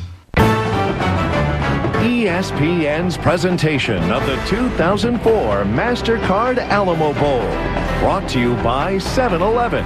The faster you go, the more you need to stop. Oh, thank heaven. Pontiac and the first ever G6, the next official performance machine of the NCAA. And Capital One. What's in your wallet? Skyline of this very large geographic city, 360 square miles. The city limits of San Antonio. Buckeyes take over at the 43. The Cowboys, who lost their final game at Texas Tech, 31-15. In some trouble here tonight, down 20. Justin Zwick out of the shotgun to start this drive. Gold, a low snap. Zwick pulled it in, throws to Santonio Holmes right at the touchdown line. We'll talk about the finale losing at Texas Tech. Here is the Cowboys 2004 season. 5th in the Big 12 South. Doesn't sound good until you start listing the teams ahead of them. It's a darn good conference. They ran it very well, set a school record for attendance at Boone Pickens Stadium. But in that 7-4, guys, 2 of the losses stick out. They opened 5-0, were 6-1, lost to Oklahoma at home by 3, and lost to Texas 56-35. And in both those games, they scored 35 points against Oklahoma and 35 points against Texas. Not easy to do. That's something other teams did during the year. Well, that Texas game really demoralized them. Well, they had a 35-7 halftime lead against Texas and lost 56-35. Now that takes the heart out. Now they beat Baylor the next week, but then they were finished against Texas Tech. Remember, they have lost 4 of the last 6, and the Buckeyes are coming off of that Michigan win. What is a difference in the mental attitude, Mike? See it from the beginning of this game. Yep. See it. And we see it over and over the years in bowl games. Sometimes games go south quickly and stay that way. First down picked up on the last carry, and from the 44, Justin Zwick to Brandon Schechter, the fullback, 13 yards in the first down. Robert Jones is just getting bowled over like a pin tonight. 2 things stand out to me. Number 1, Justin Zwick has completely blocked out the pain, and give the medical staff credit for keeping him in the game. But watching this offense today, starting from the Michigan game, really maybe the second half of the season, with the growth of the receivers and the continuity of the offensive line, all of a sudden they're throwing the football on 1st and 10 a lot more. They're opening things up with 3 and 4 receivers. Become a much more balanced offense. Joe with the carry coming off the edge, strong safety. Vernon Grant, a former quarterback, made the tackle. He's out of Duncanville, Texas. A whole bunch of Texans, over 40 Texas born on this Oklahoma State roster, making this trip to San Antonio so important for these players. Oklahoma State here for the second time. They lost to a Billy Dicken-led Purdue team. Bob Simmons was the head coach of Oklahoma State in 1997, and their current head coach, Les Miles, was the offensive coordinator. He returns now and sees the Buckeyes hang a 20 here in in the first 24 minutes. Ted Ginn at quarterback takes the snap and almost takes it all the way. Big old Lawrence Pinson hanging on for dear life as Ginn was sprinting to the end zone. If Pinson doesn't make this tackle, he splits the two safeties and gets to the end zone again. The thing that is amazing to me is that he's got explosive speed that you can't realize until you see him in person, then you can't believe it. No. I mean, world class. I mean, he's good. This is the shotgun. Teddy not too far from the quarterback. 3rd and 4. The show of pressure from Patrick McGee, the backup linebacker. He comes right to Ginn. Good play. They open field, bring him down by Thomas Wright, the junior, who had 11 tackles in 9 games. I'm going to say that was probably his best tackle. I'm going to tell you what, that's the best tackle this year. To get Ted Ginn in an open field like this, nice play, Thomas Wright. I want to congratulate you. 6 foot 185 from Sweeney, Oklahoma. Wasn't that a tackle? You're in the open field with Teddy Ginn. It's you and Teddy in the end zone.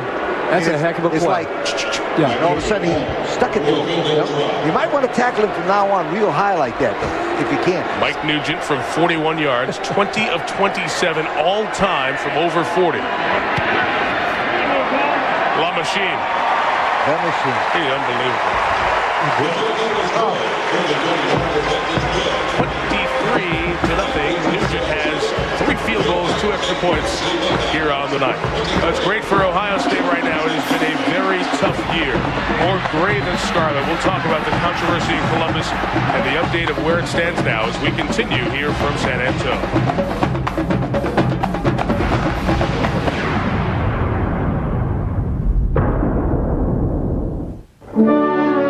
Chew toy for lost dog in Colorado, $5. Get yourself lost. Silk doggy bed for trip across Kansas, $200.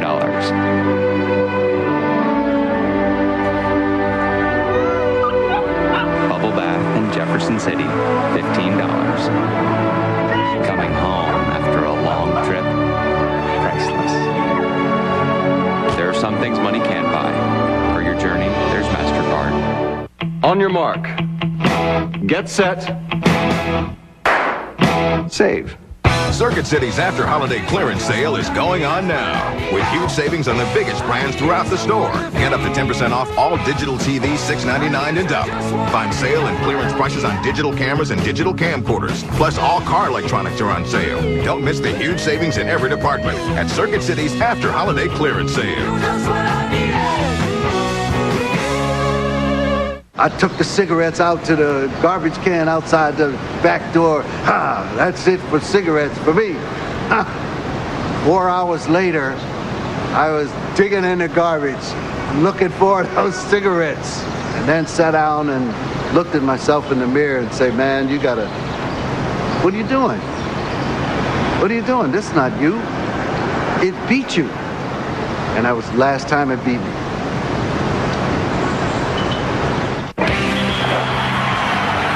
The 2005 NCAA Women's Basketball Championship coming in March on ESPN and ESPN2.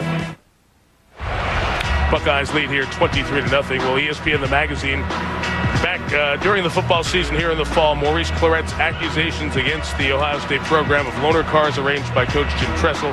And he was introduced by Ohio State staff to boosters who provided money, lucrative jobs by Dick Tressel, Jim's brother, the running backs coach that he didn't show for. And he was aligned with an academic advisor whose goal was simply to keep him eligible. Certainly was a problematic moment for Ohio State that has continued on through here at this MasterCard Alamo Bowl, and we'll explain why in a little bit. Those Claret accusations all tie back to Maurice being declared ineligible, never applying for reinstatement back after the great freshman season of 2002 when he helped lead Ohio State to the national championship. A kickoff return for Oklahoma State. We haven't had one tonight. And nowhere to go for Prentice Elliott is brought down at the 14-yard line. Adding to the controversy in Columbus, 5 football players were arrested, including Albert Dukes, a freshman receiver who was arrested in Florida before this bowl game. Men's basketball coach Jim O'Brien was fired after admitting that he paid money to the mother of a recruit, a young man who he was trying to help, who was overseas and never came to Ohio State to play. And the school, because of that, has imposed postseason sanctions for this basketball season, and there'll be more investigating into the basketball program. Needless to say, it has been a very difficult year, but just relating to football, guys, it's been very tough for Ohio State in trying to penalize the players who've made mistakes. Yeah, I think it's been tough for Jim Tressel and his staff to try to keep his team focused. And you can see tonight they're doing a great job of staying focused on the football game. I think there's a lot of separate issues here when it comes to what's happening with Ohio State. You know, you have the Maurice Clarett situation, which is completely separate from what has happened with some of the off-the-field problems and some of the arrests. Some of the arrests, that's an issue that I think a message needs to get sent by using a player who happens to get in trouble and using him as an example and giving him maybe some kind of recourse and letting him know. It's no different than being a parent, letting him know that, hey, when you mess up, there are consequences. And you're not only sending a message to him, but you're sending a message to the rest of the team. And that somewhere along the line is not being communicated because we're seeing it continue to happen at Ohio State. Here's the deep ball try for Jawan Woods, incomplete after Morency had a 7-yard gain on first down. We'll have 3rd and 3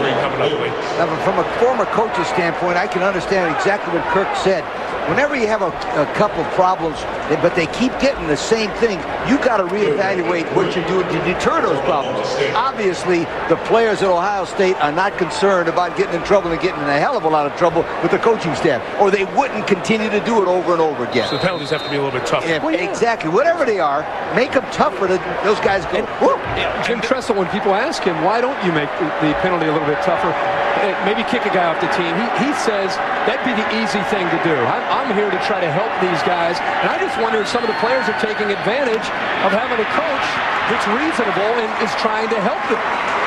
Luke Frazier with the catch there, and Oklahoma State gets a much-needed first down out to the 32-yard line. That speaks, guys, to the issues of the arrest that happened, the 5 arrests of football players here during the season. The other issue is a far bigger issue. It has to do with the boosters around the program.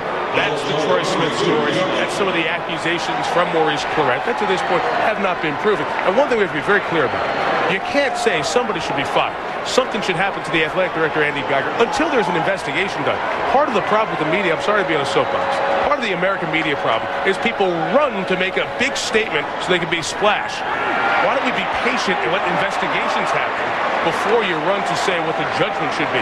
That pass is caught by Charlie Johnson, and it's going to be out at the 38-yard line, the pickup of about 5 yards.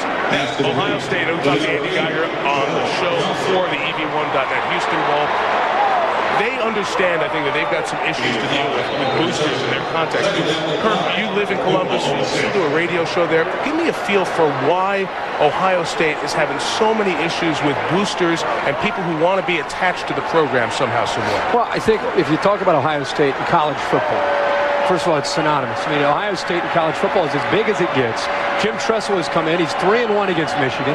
He's won a national championship. He finished 5th in the nation last year. He's got this program on the field.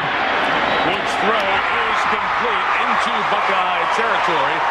Javon Mack coming down with the catch. And the late hit will bring him all the way down to the 27-yard line. Just to quickly finish up, it's you know, you have the Cleveland Browns in that state, you have the Indians, you have the Cavaliers with LeBron James, I'll throw it in there, the Bengals and the Reds. Right. But Ohio State football in every corner of that state is as big as it gets. And guys want to be involved with the program, and they want to support the program. And when you talk about how popular this program is right now compared to where it was 5 or 10 or 15 years ago, it's off the charts. After the national championship, and one thing, I do a lot of speaking all over the country, and the national perception right now of the Buckeyes is not good. And this Troy Smith thing really hurt them, because what it did is it almost gave Maurice Clarett's thoughts, maybe there is some truth to Maurice Clarett. And what happened there, they met Maurice Clarett, got credible by Troy Smith getting in trouble with the basic same thing. Public relations problem. First down for Oklahoma State. The throw to DeJuan Woods. He's complete. Only a gain of about 3 yards to the 25-yard line. We'll just go through the news business of what has happened here in the last couple of days. The Troy Smith violation was reported by an Ohio State booster. He was the one, he was working as an attorney for a firm where the whole situation happened. It is the best thing that can happen for Ohio State because that means there's an awareness now among boosters that there's an issue with some of the, quote, rogue boosters. That's something that Ohio State is watching, and Andy Geiger, their athletic director, told us today they are going to do the best they can to try to educate the boosters, educate the players so it doesn't happen again. And that's all you can do. In this case, and there's a timeout call here on the field, by the way. In this case, Troy Smith went through his education process that you can't take money from a booster. The booster, as he signed up for his tickets, was part of the education process. You can't do this. When you teach people, don't do this, and they do it, it's very hard as an athletic department to say, what else can we do? Ohio State has to find something else to do, and that's what they're going to do. I think it's important how they respond. Very important. When they find out there's been an infraction, I think you have to judge them by how they respond. And look how they responded with Troy Smith. He's out. He broke a rule. He's sitting out. So I think you have to. I know you have to try to control the situation, but I think until we find out more and more information about this, I think the only thing you can do right now is how does Andy Geiger handle this? How does he respond? What's the punishment for the players? What's the punishment for the booster? How does Jim Tressel deal with it? I think that's the only way, really, that fairly you can evaluate how Ohio State's trying to grow and move forward. And that's the only thing that's going to help them national perception-wise is if they get tough, I mean tougher than they've been, then that thing is going to go away. Now, they're taking the place of old Florida State and Miami. You guys, I'm telling you. The perception. Yeah, the perception, which is not right, but that's the perception. In being around this program this week and talking to the people involved, they are hell-bent on getting it right. Yep, because there are a lot of good people around this program whose name is being sullied by the few rogue boosters who are causing the problem. Best drive of the night, Oklahoma State. Here's the quarterback, Woods. Up top, double coverage for his brother. Incomplete. The pass intended for DeJuan Woods, and we send it back to Reese Davis in the studio. All right, Mike, Trev, and Marker here coming up on the Dodge halftime report. No real problem in Houston. We'll have highlights from the EV1.net. Houston Bowl will also hear from one of those Ohio State boosters that you were talking about a moment ago, Mike, and also some coaches coming and going. Some of those coaches going will tell you that some of the possible candidates could take over those positions. Great candidates out there, guys. And a new job open with Paul Pasqualoni being fired today, Mike.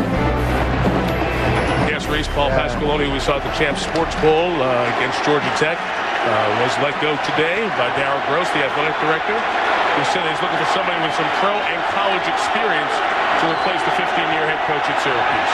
3rd and 6, Cowboys in field goal range. Will they stay there? Incomplete. A dangerous Simon Fraser in the face of Donovan Woods. Almost turned into an interception, a sack out of field goal range, a face mask. A lot of things could have happened. It's just 4th down. Besides Erasmus James of Wisconsin, this is my favorite right here. Simon Fraser, 75, 6'6", 280. Watch his ability, and I'll tell you, he's never stopped. No wonder he's a captain. He's from Upper Arlington. That's a nice neighborhood to live in, Kurt. That's what I understand. Yeah. I don't know. Here's Jason Ricks for 42 yards. He's a true freshman, being good this year, but only 1 of 5 from over 39 yards. To get the Cowboys on the board. No. Wide right.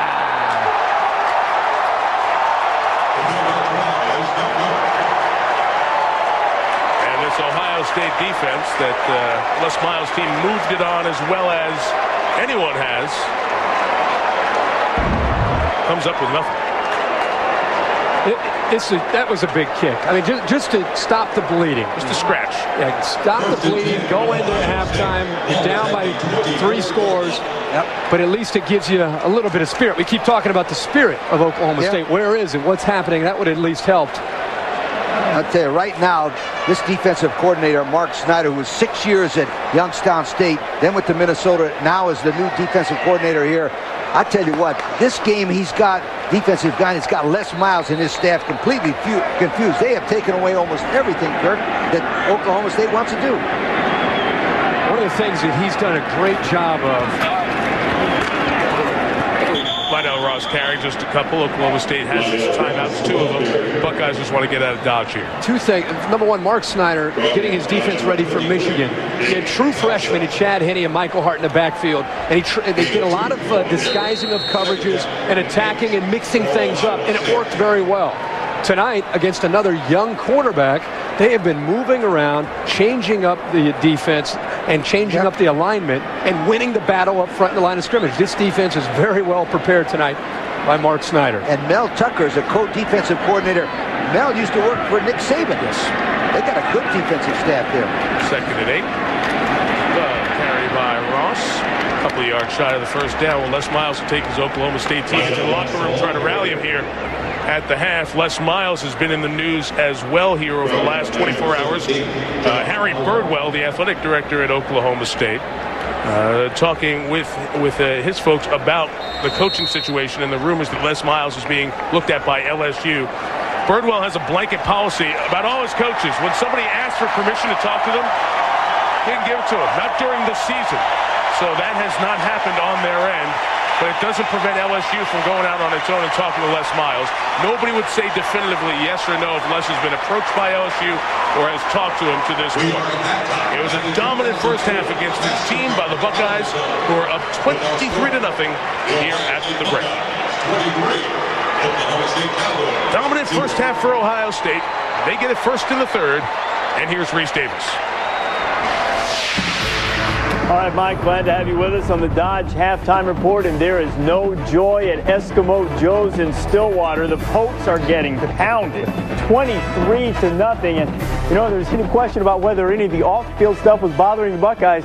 I got to say, not so much. Complete domination. I couldn't be more impressed with this Ohio State team. And it's not just offensively, it's a complete team effort. Defensively, Mark, I don't know that I've seen a defense shut down this running attack and this offensive attack from Oklahoma State all season long. Outstanding by Ohio State. Well, coming into the game, Oklahoma State was very one-dimensional running the football, and their quarterback, Donovan Woods, is only averaging 14 pass attempts per game. So right now, being down at the halftime, Mike Gundy, the offensive coordinator, has to come up with something unique in the second half for his young quarterback. They started out throwing. That was the thing. They did. I think I know exactly what Les Miles will say to his team in the locker room at halftime. Remember what Texas did to us in the second half? Oklahoma State had a 35-7 lead and ended up getting drilled by the Longhorns. They've shown no signs so far. Ohio State has been outstanding. We continue on the Dodge Halftime Report. We'll delve into the off-the-field issues involving the Buckeyes and also Syracuse looking for a new coach.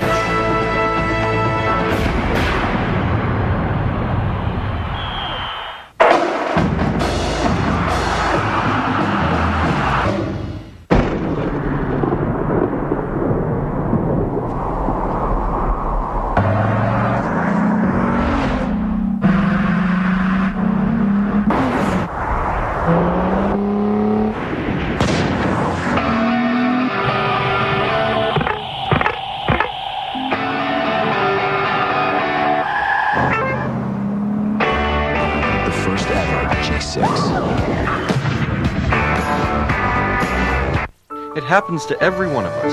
An accident, a broken bone, the need for stitches, a nagging cold or cough, even a bad case of the flu.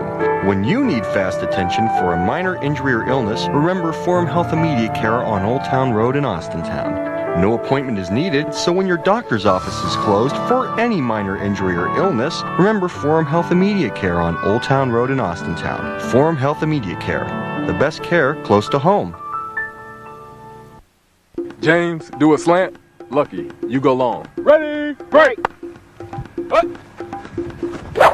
Oh. Yeah, you know it. Take that, baby. I'm gonna kill that leprechaun. What? Play responsibly. Drink responsibly. Hey, Lucky. Nice game. McDonald's. Welcome to the Dodge Halftime Report. Vernon Morency's been held under 100 yards one time this season. The Buckeyes have held the Cowboys star to 16 yards on 6 carries, and Ohio State is rolling 23-0 at the break. Glad to have you with us on the Dodge Halftime Report. Earlier this afternoon in the EV1.net Houston Bowl, a couple of resurgent programs and resurgent coaches squared off in this bowl game. Mike Price taking over at UTEP after the debacle at Alabama and resuscitating the Miners program. He's got the pickaxe out. Miners going to work, and Gary Barnett, after all of the off-the-field troubles experienced in Colorado in relation to gender discrimination suits in regard to recruiting, their team turned around and into a bowl game, and Jordan Palmer, Carson's little brother, finding Johnny Lee Higgins, and the Miners had it going with Howard Jackson. And they got just enough running by Howard Jackson. Look at him right out here. The speed to get outside, bounce it, just gets barely in there. 7-3 UTEP at that point. All 160 pounds of him, too. And here's Palmer to Jason Boyd. Palmer threw for a couple of touchdowns, 328 yards, and looked sharp at least until the fourth quarter when the Buffs started to get some heat on him, and that disrupted the Miner passing attack and allowed Tom Hubbard to pick off Palmer. So it's a 2-point game late, and some trickeration from Gary Barnett as John Torp will pull it down. Look at that stride for the punter. He's no Ted Ginn Jr., but picked up 22 yards there. And Joel Klatt, here comes the judge. Evan Judge, 333 yards. Klatt threw for and a couple of touchdowns. Last chance for UTEP. Great season for Jordan Palmer, but he couldn't pull off this rally. And Colorado, 33-28. Remember, Barnett wasn't even involved in spring practice because of all of the controversy swirling around the Buffalo football program, but the Buffs get a bowl win, 33-28. They finish up their season with an 8-5 record, and the Big 12 North, much maligned for the entire season, came into this bowl season 2-10 the previous 3 years in bowl games, 2-0 this season with Iowa State and Colorado both coming up with victories. Well, it's been documented throughout much of the first half of the MasterCard Alamo Bowl, the off-the-field issues at Ohio State. Starting quarterback Troy Smith was suspended earlier for taking cash from a booster. That booster was identified as Robert Q. Baker, and Andy Geiger, the athletic director at Ohio State, admitted that improprieties had happened. You might recall that Geiger had vehemently denied Maurice Claret's initial allegations that came out in ESPN the magazine. After that, he softened that stance a bit, and ultimately, in a couple of newspaper stories yesterday and in an interview with Mike Tirico, had to admit that they did in fact occur. What does trouble Geiger, though, is the culture of good boosters and the rogue boosters around the Ohio State program. The booster who committed this violation knew exactly what the rule is. He's been through our education program. The student athlete has been through the education program. Every single one of them goes through an orientation annually as to what the rules are and what you can and cannot do. The irresponsibility in this is both on the part of the student athlete and on the part of the booster. If there's more of that, I pledge to do everything I can to find it. All of us are responsible for things that happen in the program. When we have something happen like happened with Troy Smith, that's my failure. It's the compliance office's failure. It's the coach's failure. It's the assistant coach's failure. It's the student athlete's failure. We missed it somehow. We didn't get it across. I don't think we have a systemic problem, but that's what I think today. Well, the one area in which Ohio State did not fail was the fact that it was a little bit unique in how this situation came to light. The booster, Mr. Baker, was turned in by another booster, Jeffrey Webster. Webster works for Polycare. It's a healthcare company, a company that has employed some Buckeye athletes in the past. During an investigation internally, after Baker was accused of making some comments about giving Troy Smith some cash, Webster uncovered this and then turned in the violation to Ohio State.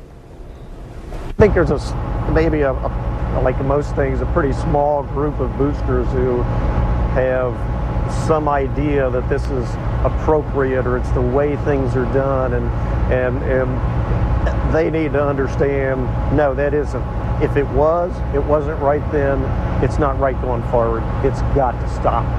These kids deserve better than that. Playing at Ohio State should mean more than that. It's not a cash cow. It's got to mean more than that to them and to the boosters.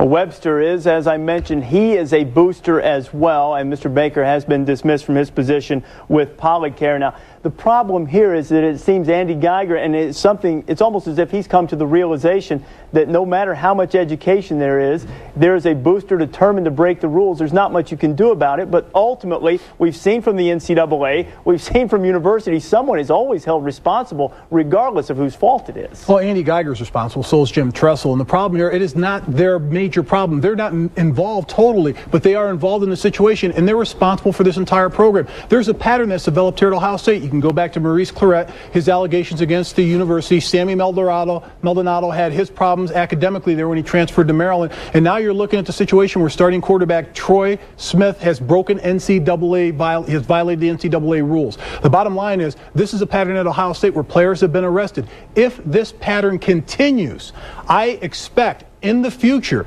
unfortunately, this will probably happen, that Andy Geiger and Jim Tressel will probably pay the ultimate price, and they will not survive this at Ohio State. They will not be there in the future if this continues. You mean only if this continues? Only if this continues. If it continues, I think that's the point. I mean, it's difficult. I mean, to expect the athletic director and a head coach to always know what's happening with their student athletes. Look, every head coach and athletic director across the country has to deal with this on a daily basis. But I think Mark's right. Essentially, in the end, somebody will be held accountable. I think the painful thing for Ohio State now, guys, is what happens now? Is there a trickle-down effect? When does it stop? Will there be more? Typically, that's what happens. When one or two things come out, things continue to come, and it's a painful experience. But you're right. Forget about it. The bottom line is this. Somebody's responsible. Yes. You know what? If there's accounting irregularities, the CEO ultimately is responsible. These guys are the CEOs. They're responsible for their program. And how many times do you see guys giving up their jobs in order to try to appease the NCAA? I'm not saying it will happen or should happen in this case, but we have seen it in other cases across. If a coach is caught doing something or his program is caught, even if he's not involved, he's the one that has to pay for it, and it'll be interesting to see how this situation's handled. Okay, but nobody's really pointing the finger at Andy Geiger or Jim Tressel. We're not trying to roll them under the bus. The bottom line is they understand the problem. It's not an easy job.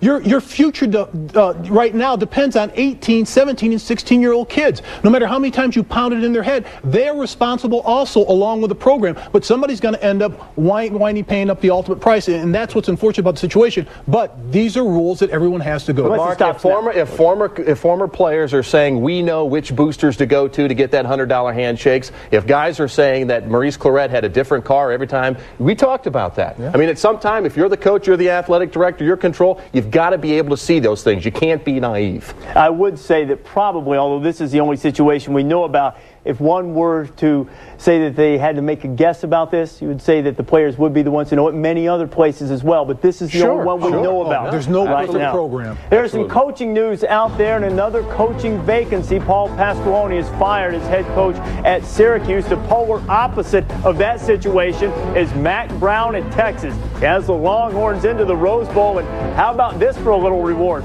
10 years, $25 million. He gets, and that a boy, Mac. That's with a M million. Mack Brown with a new contract. Paul Pasqualoni fired by Darryl Gross, who is the new athletic director at Syracuse, coming from USC, where he was an assistant. Capital One Bowl week rolls on. The AutoZone Liberty Bowl, one of the unbeaten teams. Boise State taking on Louisville, who is just a fraction away from being undefeated. And the Chick-fil-A Peach Bowl. This is a doubleheader on Friday. Florida and Miami are two of our games on Friday, available on ESPN HD. Florida and Miami. Gators to win the Sunshine State Championship for the first time since 1985. Ohio State got off to a great start. Gonzalez with a touchdown. They're up 23. This halftime report is presented by Dodge. You can take life as it comes, or you can grab life by the horns. Dodge.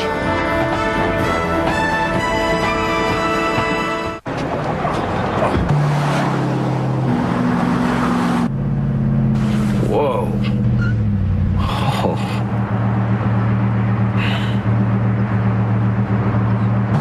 The all-new Dodge Dakota. Nice, yeah. With the only V8 in its class. This is gonna look great in our bedroom. You are such an... And the most overall interior room. Wonderful man.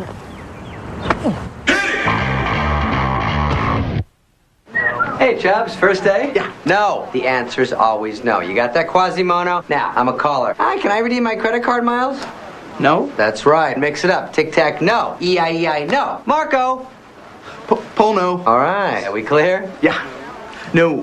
Hey, shouldn't they just call Capital One? Hey. Yeah. Go from no to no hassle with Capital One no hassle rewards. There's no blackout dates on any airline anytime. What's in your wallet? Oh, I got a couple bucks. Bus pass. Not you. In Richmond, you're more likely to go to prison than college. If you don't perform in the classroom, you will not play. You challenge them academically? Yes, ma'am. And what if they fail? Then we fail. Basketball's the only thing that these boys have got. Man tried to help us and we messed it up.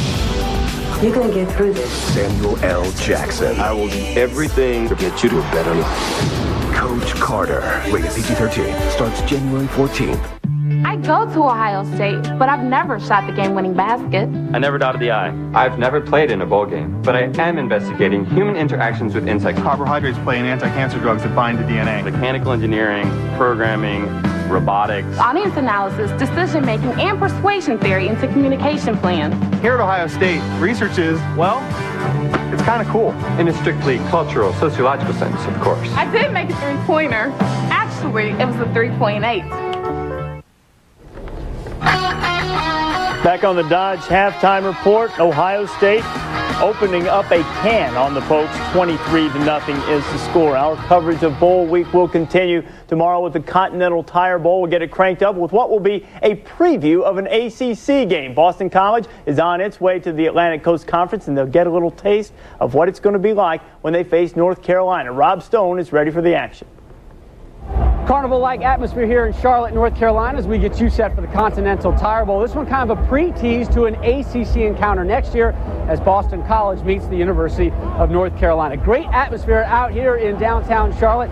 Fans, players mingling, carnival-like food, all kinds of stuff, and there's even a pep rally going on behind me. Now, speaking of rally, that is exactly what the Tar Heel football program did this year. They started off their campaign 3 blowout losses in their first 5 games, but they really rallied. They already had a good offense, but it was a young defense that finally matured. The two came together, and it was all highlighted by a home win over then number 4, the University of Miami.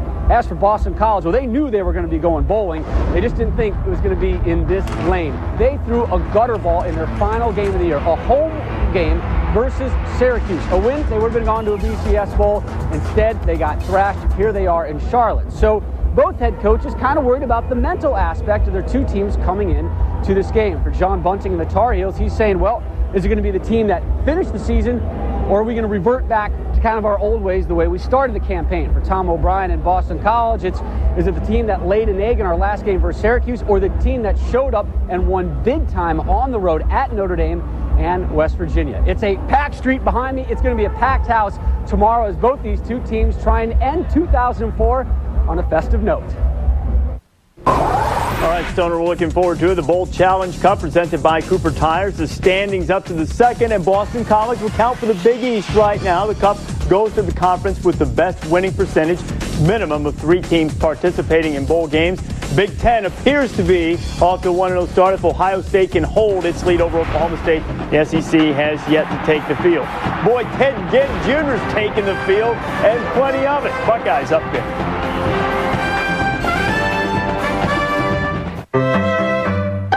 Cholesterol. It comes grilled, fried, slow-cooked, twice-baked, poached, and pureed. But it also comes from Mom, Dad, Grandma Ethel, and Grandpa Sam. Your cholesterol doesn't just come from food. It also has a lot to do with family history. Today, there's Vytorin. When diet and exercise aren't enough, adding Vytorin can help. Vytorin is a new product that treats the 2 sources of cholesterol. Cholesterol from food and the cholesterol your body makes naturally based on family history. Vytorin lowers bad cholesterol 45 to 60%. Vytorin is not for everyone, including people with liver problems, women who are nursing, pregnant, or may become pregnant. Unexplained muscle pain or weakness could be a sign of a rare but serious side effect. Vytorin may interact with other medicines or certain foods, increasing your risk of getting this serious side effect. Simple blood tests are needed to check for liver problems. Ask your doctor about new Vytorin. Your cholesterol comes from 2 sources. Treat them both with Vytorin.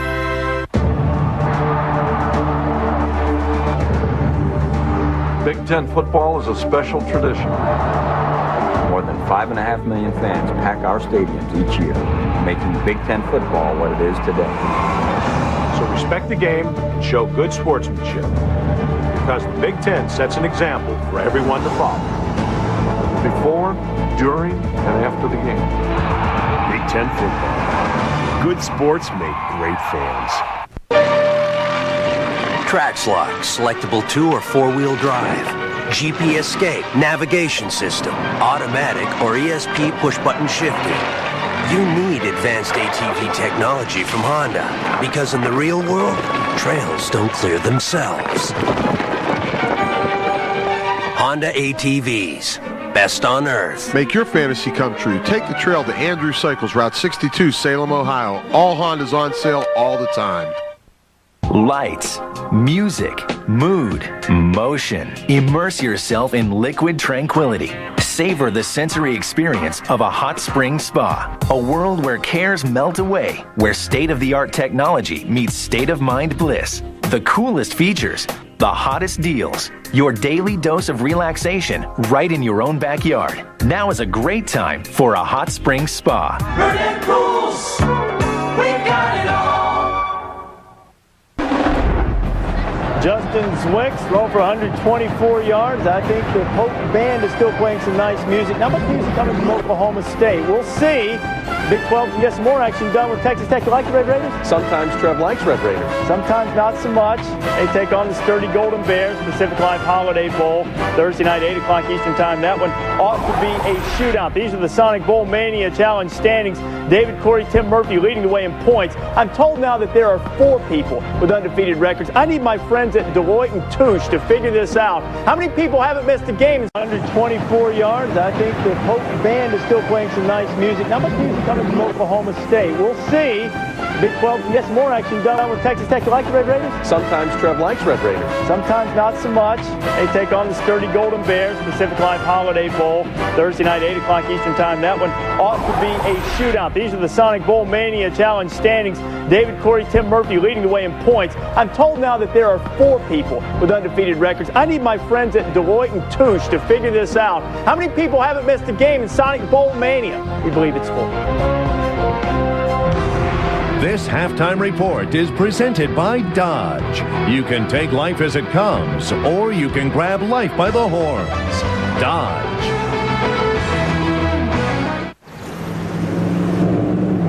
Here we go.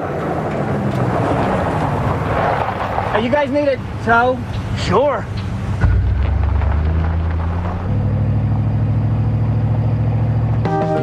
Best friends, you're there when I need you. Best friends, you know I'm there for you too.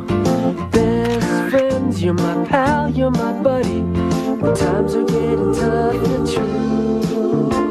It's great to have a friend like you. Best friends, it's great to have a friend like you. Best friends, it's great to have a friend like you. Best friends, it's great to have a friend. Dodge Ram. It's everything you've ever dreamed of. In one powerful truck. Man, that was sweet for you. You can ride in the truck next time.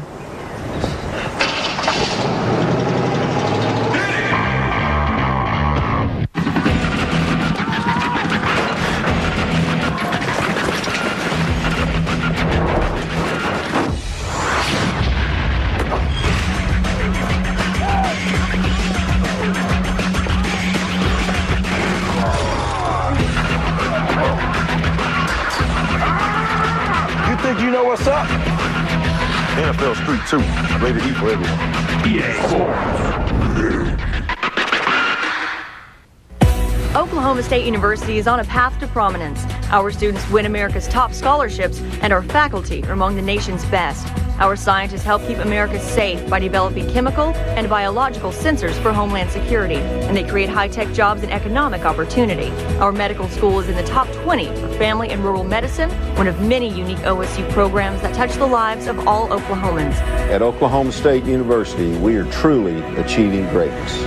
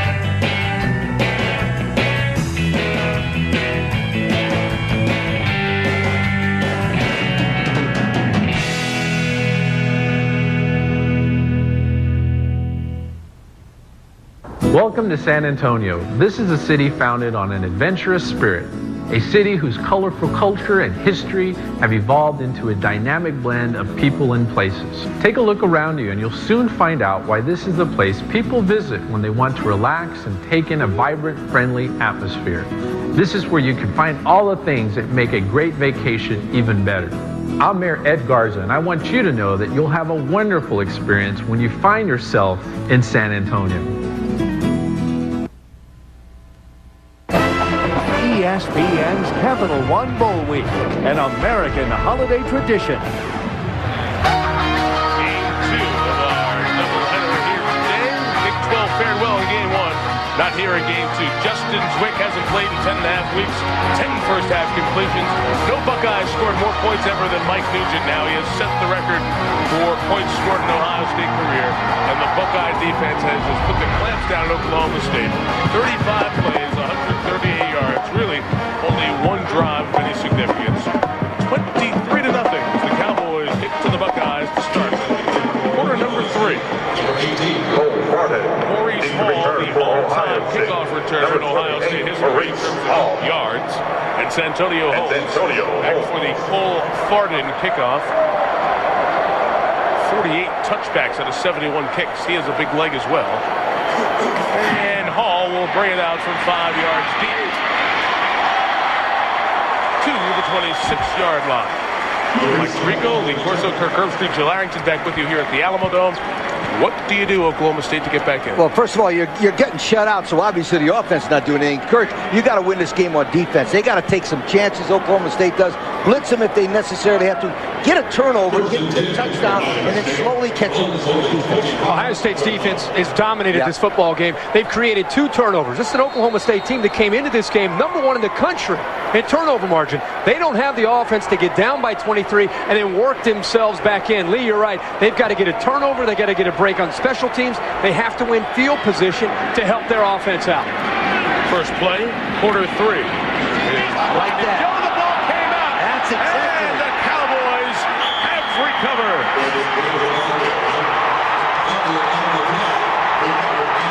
Oklahoma State comes up with the recovery. Brandon Joe coughed it up, an injured player. Vernon Grant, or rather Jamie Thompson, who came up with the force. Was he down when the ball came out? Let's take a look. Oh, absolutely. Absolutely he was down. Of course, not in the bowl season, but in the Big Ten regular season. This would have been looked at via instant replay and probably would not have been a fumble. And there's a big movement, as you know, to put the NCAA in to have replay for all of college football. Everywhere in the postseason, the Big Ten did a nice job of that, even though they took some hits early. Yeah, from me especially. From a lot of people, it turned out to be a great thing. We just talked about how the defense has to give them the ball. That's exactly right.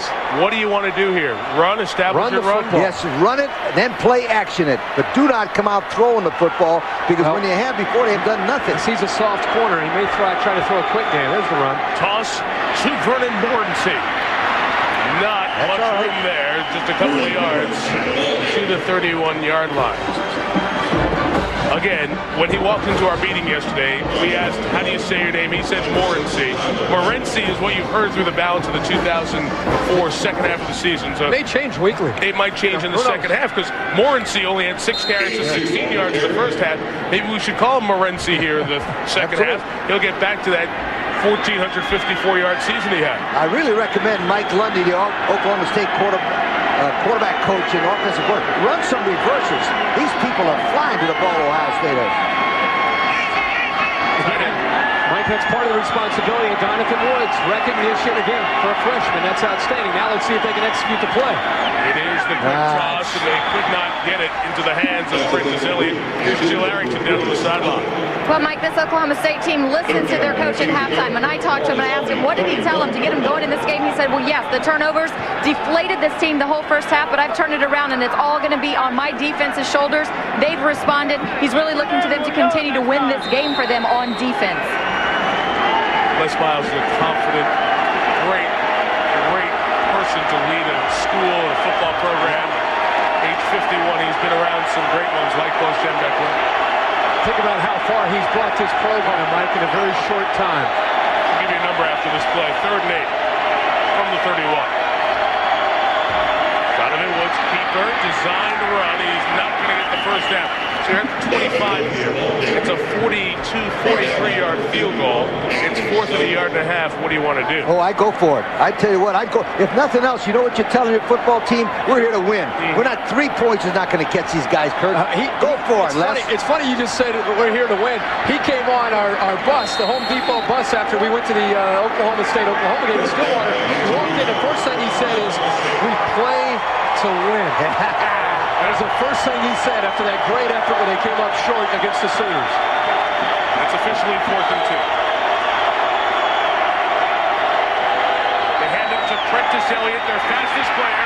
Has the corner, inside the 10. First and goal for Elliott. Down at the 9. And give a shout out to Juwan Woods, the best pass catcher on this team, is Frazier. They blocked to spring Elliott for a gain of 16. This is great speed. It's a great change-up. It's really a glorified. It's not a reverse. It's almost a sweep. But to get his speed on the perimeter, as Mike, you said, this is their version of Teddy Ginn as a freshman. And that Corey Hilliard, number 75, he got into the face of Simon Fraser and made him go back a little bit. That's why the play went well. Very good producing touchdowns in the red zone. Donovan Woods. Ford Elliott never had a chance. Oklahoma State fans screaming for a pass interference call. Mike, you mentioned that. You know, Oklahoma State's been in 45 times inside the 20, and they've scored 42 times, 34 touchdowns. That's as good as you can get. Now, I know this is crazy, but I'm telling you what, I would go 4 downs. I would not kick the field goal. I'd try to get a touchdown. If I didn't get it, Kirk, and Mike, I'd leave the football there, and hopefully my defense can You have to go for a touchdown. I mean, yeah, exactly. It's the best opportunity you had the entire game. You're down inside the 10. You've got to score a touchdown. Try to get the timeout to avoid a substitution infraction, but the flag for the substitution infraction is already thrown, so they will back them up 5. They're almost better off there. Save those timeouts. Working the huddle, 12 players, 5-yard penalty, Lane, second down.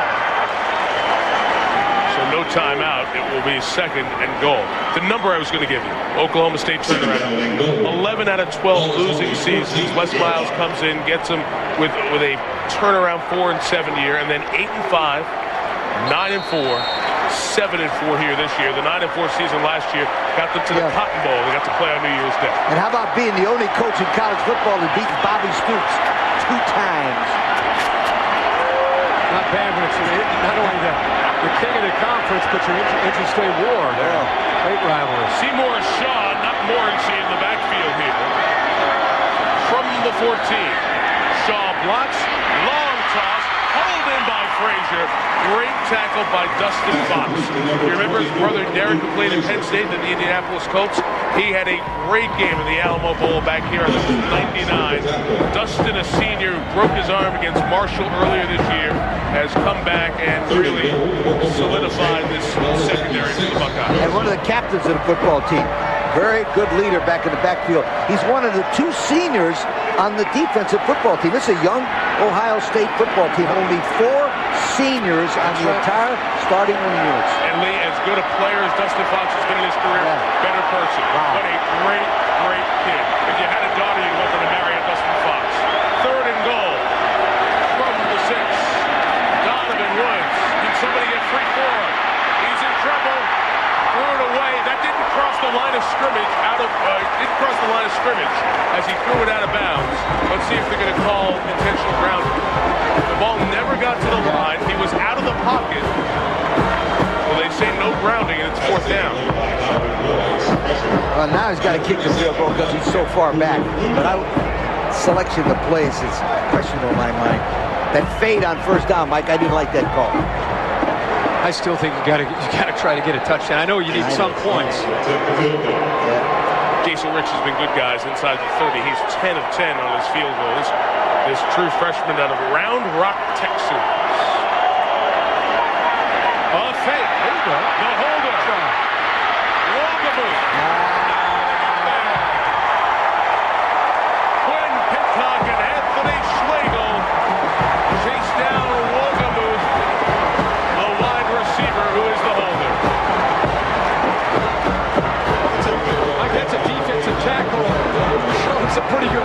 get to the corner there. And if I'm going to go for a touchdown, I'm not going to try to fake field goal.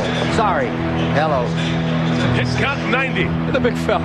6'3", 295, the sophomore. George Schlegel, Oklahoma State. Still pointless. A cool head. And a new copier. $2,500. Dinosaur. Dedication. And a coffee maker. $69. A sense of humor. And a mop. $17. Having what it takes to run a business? Priceless. To see what the MasterCard business card can do for your business, visit our website. You tighten my bra strap. I'm sorry, I've been standing outside. My hands are freezing. I'm actually... Winter X Games 9, January 29th to February 1st, live at 9 p.m. on ESPN. Presented by Taco Bell. People everywhere are experiencing a breakthrough. I'm full! Fullness from a value menu. This is my dad. He's full. The Big Bell Value Menu from Taco Bell. With filling items like half-pound burritos and big double tacos. Designed to keep your stomach and your wallet full. What are you supposed to be? I'm full. All right. Yeah, I'm a pirate. Get full on value. Think outside the bun. I'm watching Bass Center and all the new lures, and I wondered, whatever happened to just plain old worms? No, it's a lost art. I love my holographic crawpie lures, but I just... Oh, man, I miss my worms. It's more than the coaches.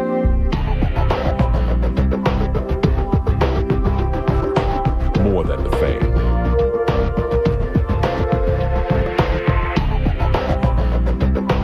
More than the players.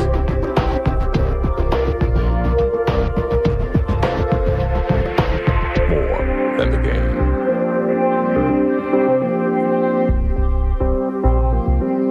Big 12 Conference, more than the game. A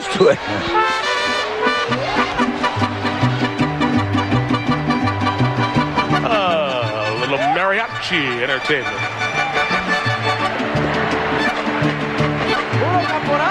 Right on one of those nice walks across the Riverwalk. If you've never been to San Antonio, it's a wonderful city to visit.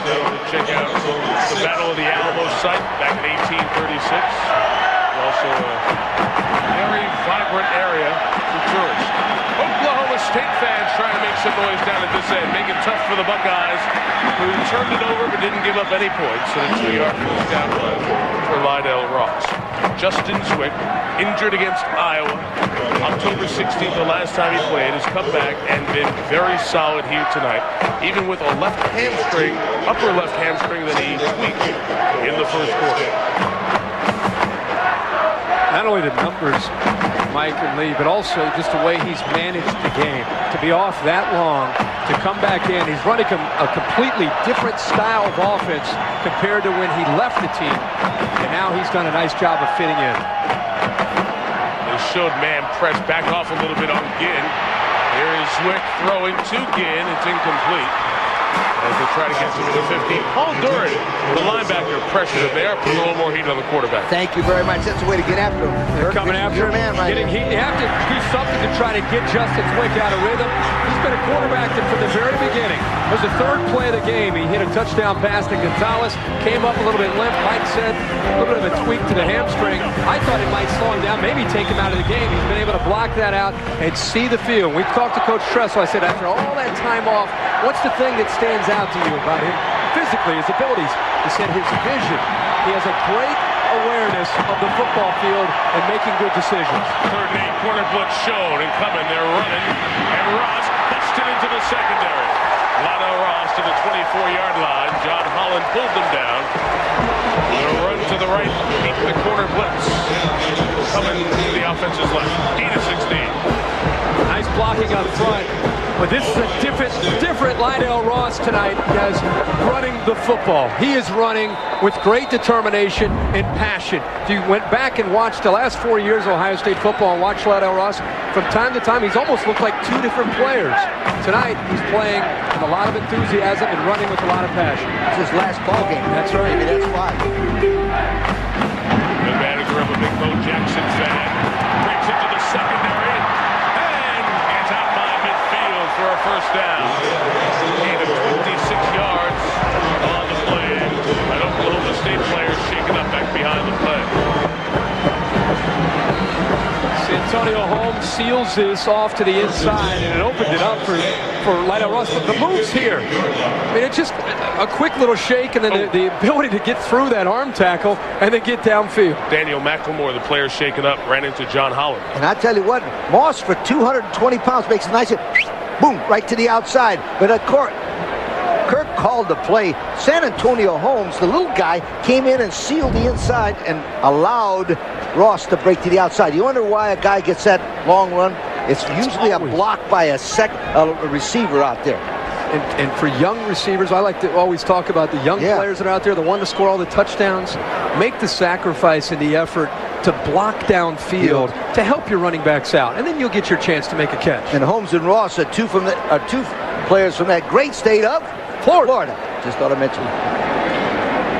Lydell Ross has 9 carries and 73 yards as they continue to look at Daniel McLemore, the Oklahoma State corner.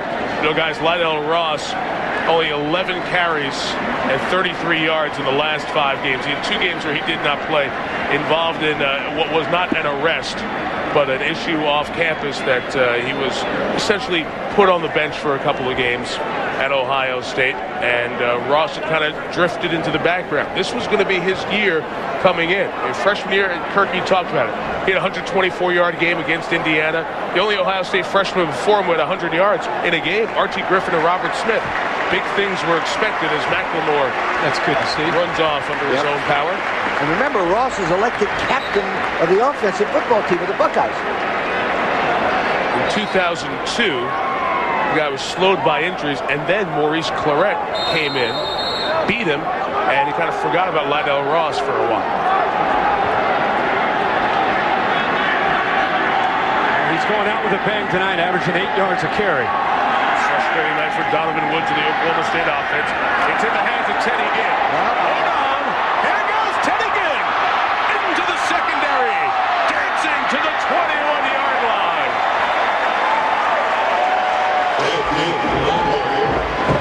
I don't work with him anymore, but I'm thinking of my friend Bill Raftery, who does college basketball with us.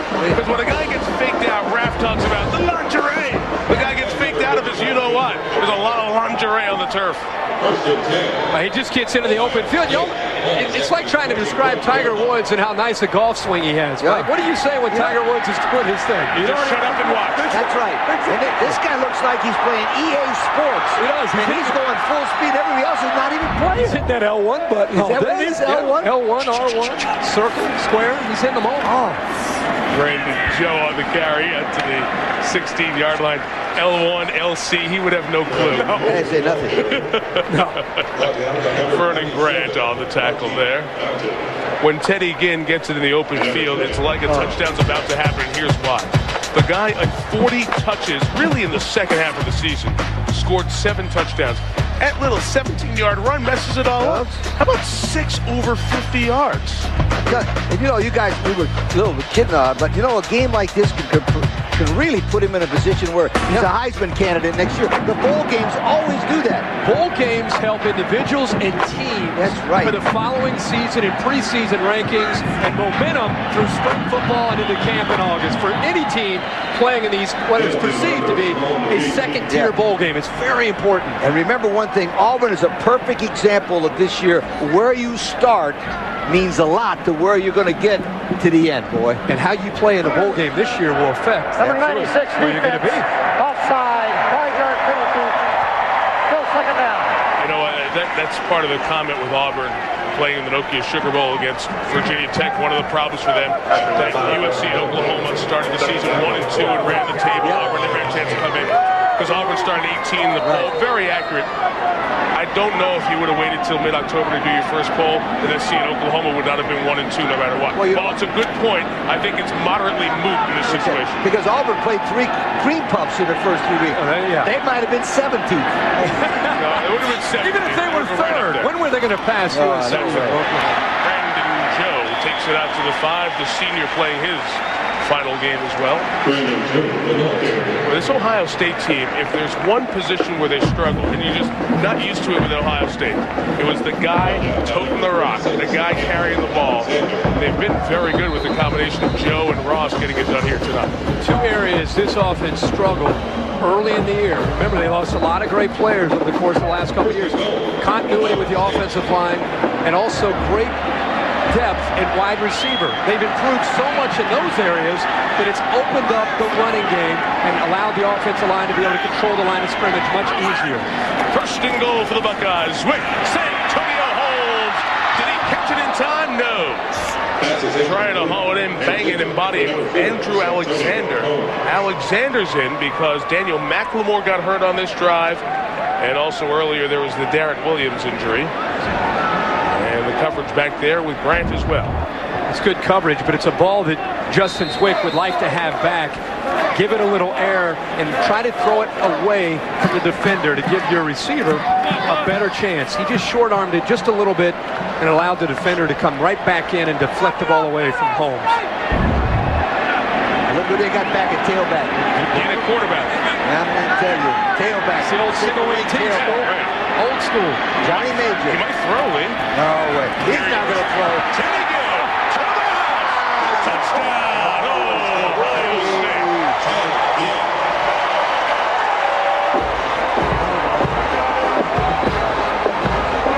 How about the little delay here?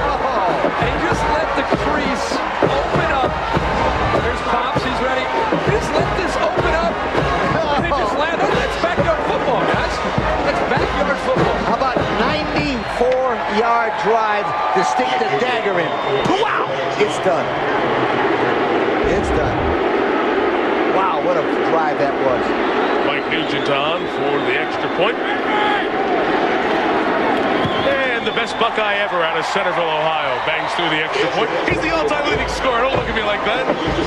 Teddy Ginn Sr. very happy with good reason. But that's the shortest touchdown his son's ever had. Yeah, easily 5 yards. Still the average. He already had 5 yards to go. 30-0. The Ohio State University.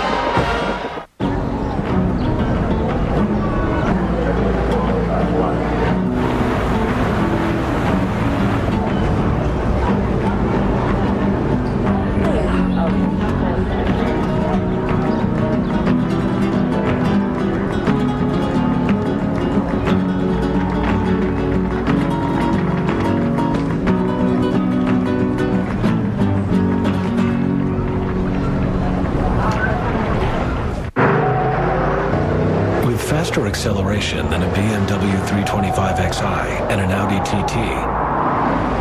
The all-new Hemi-powered Jeep Grand Cherokee conquers the road like a sports car. And with our exclusive Quadra-Drive 2 4-wheel drive system, it conquers everything else like a trail-rated Jeep 4x4. The all-new Jeep Grand Cherokee Limited 2005 4x4 of the year. Fresh, made to order. Sonic's got it, others don't. At Sonic, you won't find any microwaves around here, but you will find delicious all-beef burgers served with the freshest ingredients around and made after you order them, the way you like them. It's not just good, it's Sonic good. I'm looking for a job as an auto technician. I can fix cars. It's like a work of art to me. It's almost like a person. It's like giving a car a new heart, you know? You put a new engine in and you know it's going to be great. I went to school for diagnostics. I got my certification. You can find me on Monster. Hundreds of reporters have descended on a Los Angeles County courtroom for the trial of the... Hello? Uh-huh. Hundreds of reporters have descended on the Los Angeles... The blue one. Hundreds of reporters have descended on Los Angeles County courtroom... No, you have my full attention, I promise. Hundreds of reporters have descended on the Los Angeles... I love you. I love you too. Anderson, come back. I wasn't saying I love you. Come back. 30-0. Ohio State on top of Oklahoma State. 94 lead all on the ground. The Buckeyes have pushed the rushing yard total up to 177. That was what you call a major league drive, old Ohio State Buckeye style. I know they did that to me 100 times. Except with a little spice of number 7 mixed in with it. Mike Nugent, touchback. The Card Alamo Bowl. He was a freshman in his first year, but Ted Ginn will be one of those guys that they may be worshiping in Buckeye land for a while to come.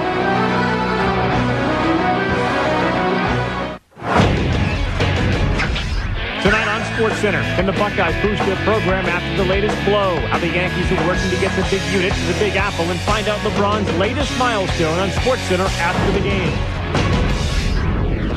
College Game Day, the only pregame show that telecasts live from college campuses, will be covering college basketball.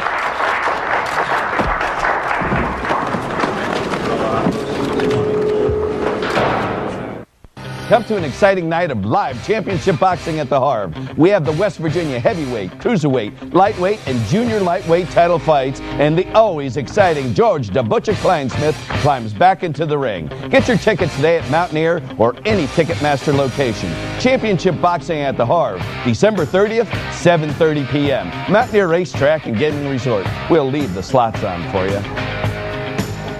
West Virginia, wild and wonderful. I have an awesome announcement. GMS pricing to the public is back this week only at Greenwood Chevrolet in Austintown. Lease a new 05 Malibu for $89 a month or a new 05 Impala only $118 a month, and save some dough on a new 05 Trailblazer only $225 a month. Greenwood Chevrolet kicks GM's red tag sale into overdrive with GMS pricing to the public. So hurry in now, because Greenwood's got it. Greenwood Chevrolet on Mahoning Avenue in Austintown. ESPN's presentation of the 2004 MasterCard Alamo Bowl. Brought to you by Jeep. Trail-rated capability. Don't go off-road without it. City, proud sponsor of the 2005 Rose Bowl. New Year's Day on ABC. And Sonic.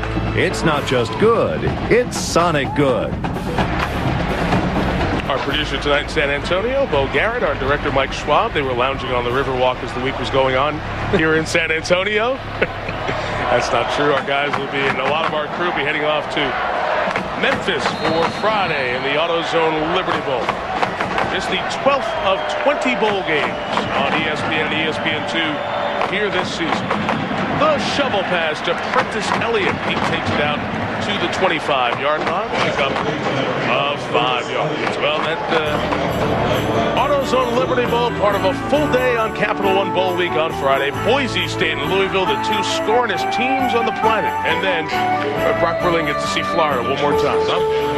Florida takes on Miami in the Chick-fil-A Peach Bowl. You'll see them on ESPN on Friday. Interesting talking to defensive coordinators in the AutoZone Liberty Bowl. Taking great offense to the assumption that it's going to be a shootout. 2nd and 5, Donovan Woods in trouble, gets it away, and the pass is incomplete. The pass rush from Jay Richardson, the sophomore out of Dublin, Ohio. Scioto High School, penalty marker down. Well, Stefan LaForce is one of those quarterbacks that's making the defensive coordinator for Boise State not sleep very well here tonight and tomorrow night. 5 straight games he scored over 50. The first time in the history of college football for a football team to score 5 straight games with over 50. And you don't understand that pass efficiency rating because it's hard to explain. Here's what I'll tell you. That's as good as it's been. Ever. In a season. Yeah. Pretty good. What I think is interesting about Louisville's offense is LaForce and Ragone before that. The quarterbacks, of course, are going to get the attention.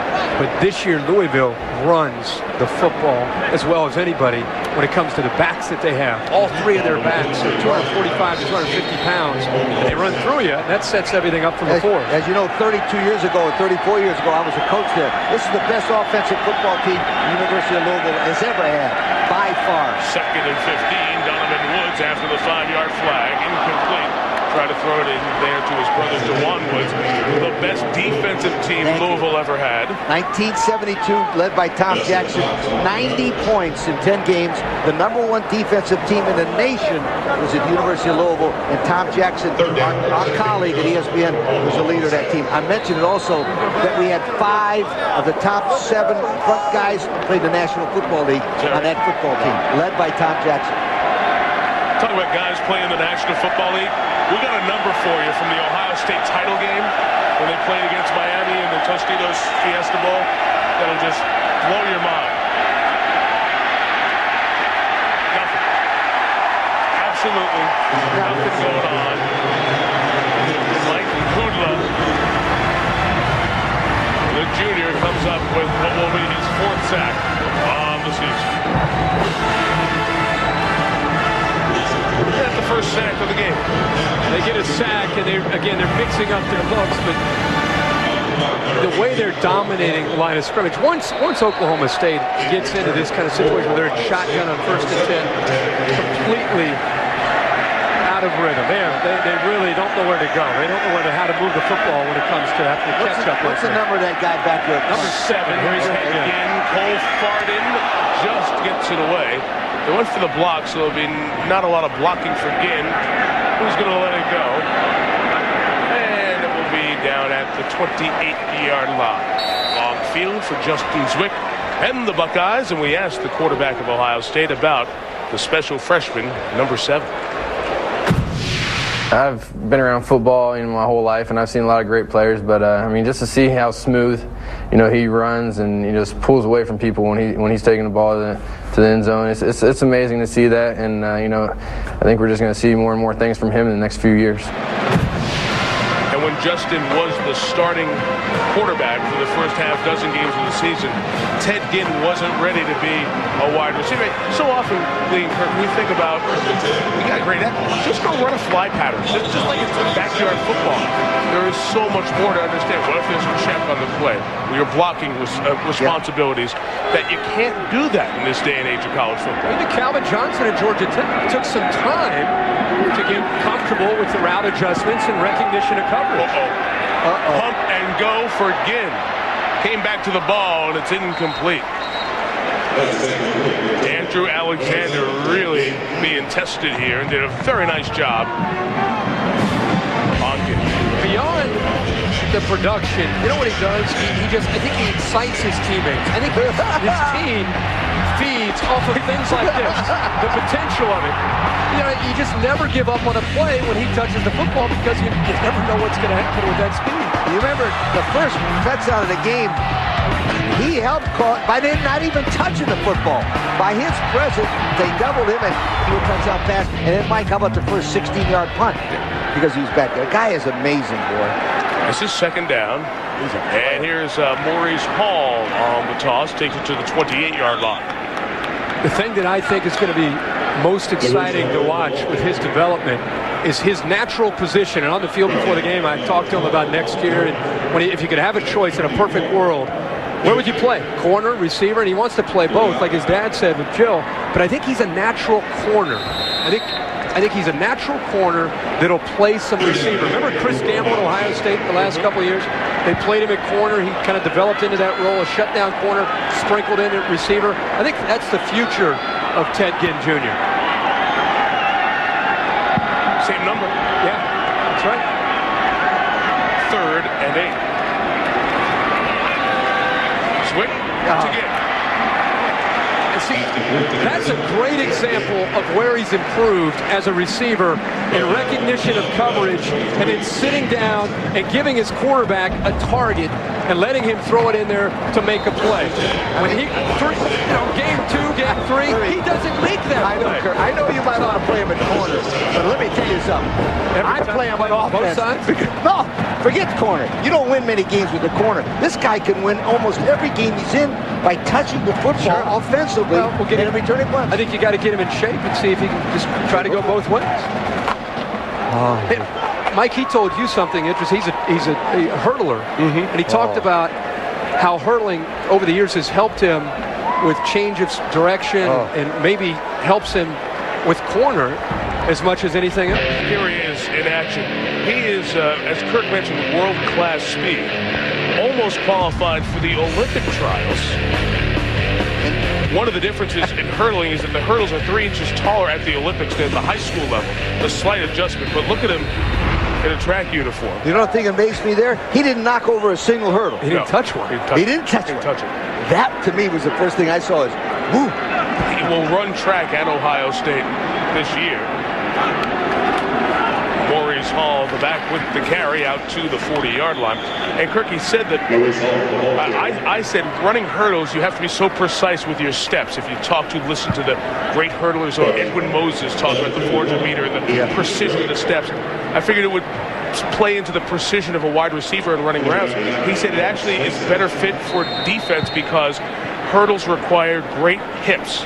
And defensive backs with great hips are the best defensive backs. No question about it. Yeah, I think, Lee, your point about you don't win a game at corner, I know what you're saying. I think you get him in on offense enough where you get him those touches. You come up with 20 or 25 plays where he's going to get a chance to touch the football. But you put him and Ashton Yabodi as corners next year for Ohio State. I think you do win football games with corners like that. Zwick had a scramble. He was pressured by Paul Duran, the junior out of Del City, Oklahoma. Just a terrific playmaker there on defense. Let me give you my side of the story. If I was coaching him, I'd go over to Norm Chow in Southern California, and I say, Norm, give me those 150 plays that you've gotten from the pros on how to get the ball to Reggie Bush. And then I would do that with that number 7 right there. The guy is an amazing offensive football player that can change around this game, which he has, I might add, on offense. Sure. 30-0, Ohio State leading Oklahoma State. Buckeyes scored 13 in the first, 10 in the second. Ginn up at the top of your screen.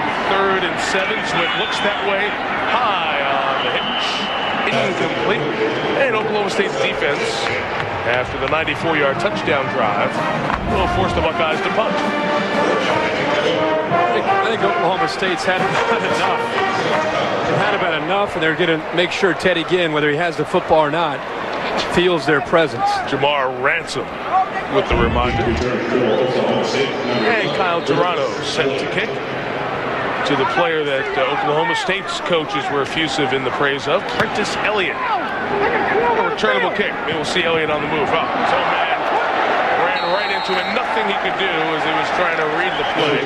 Ohio State's Antonio Smith there in coverage to help make the tackle for the Buckeyes. 4:10 left in the third. We'll look ahead to the Bowl Championship Series. The 4 games that are getting ever closer. Number 1 at Miami on Tuesday the 4th. Say it with me. Say it with me. Here we go. Let's go, Insurers and Justice. Let's go. Grill. Let's go, Insurers and Justice. Let's $80. Go. Cut that meat. Sandwich. Cut that meat. $6. Cut that meat. Gas. And it's full. $20. You're my favorite accountant. Tommy, please. Johnny, please show my fantasy team. You're my favorite worker. Fans. Yes. Woo! Priceless. There are some things money can't buy. For everything else, there's MasterCard. Okay. Never gonna wash his hand. Right here, look at that. I assume you know who I am. You're a gangster. On January 19th, What the hell is going on? 2 enemies will team up to face the most dangerous criminals in the city. The cops. They can't allow any of us to leave here alive. Ethan Hawke. Lawrence Fishburne. Assault on Precinct 13. When this is over, you're going back to jail. I'd like to see you come try. Rated R. Starts Wednesday, January 19th. What's that? Oh, it's a duvet cover. Oh, what? A duvet cover. It's a decorative sham that also protects.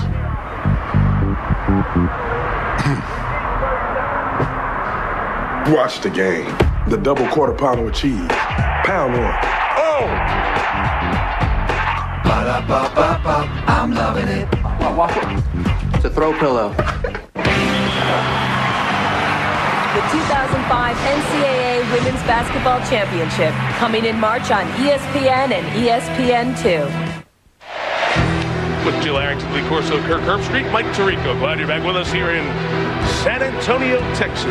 12th playing of the MasterCard Alamo Bowl. And the 10th anniversary of the Big Ten and the Big 12. There's been all Big Ten here tonight. Last year we saw Nebraska beat Michigan State. In the 10 years that it's been Big Ten against Big 12, the Big Ten has won 6 of the 9 meetings.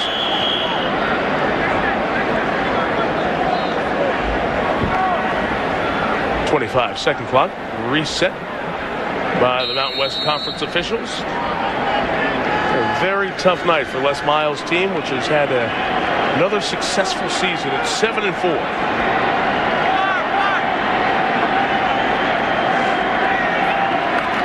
Donovan Woods, the quarterback. The first down carry.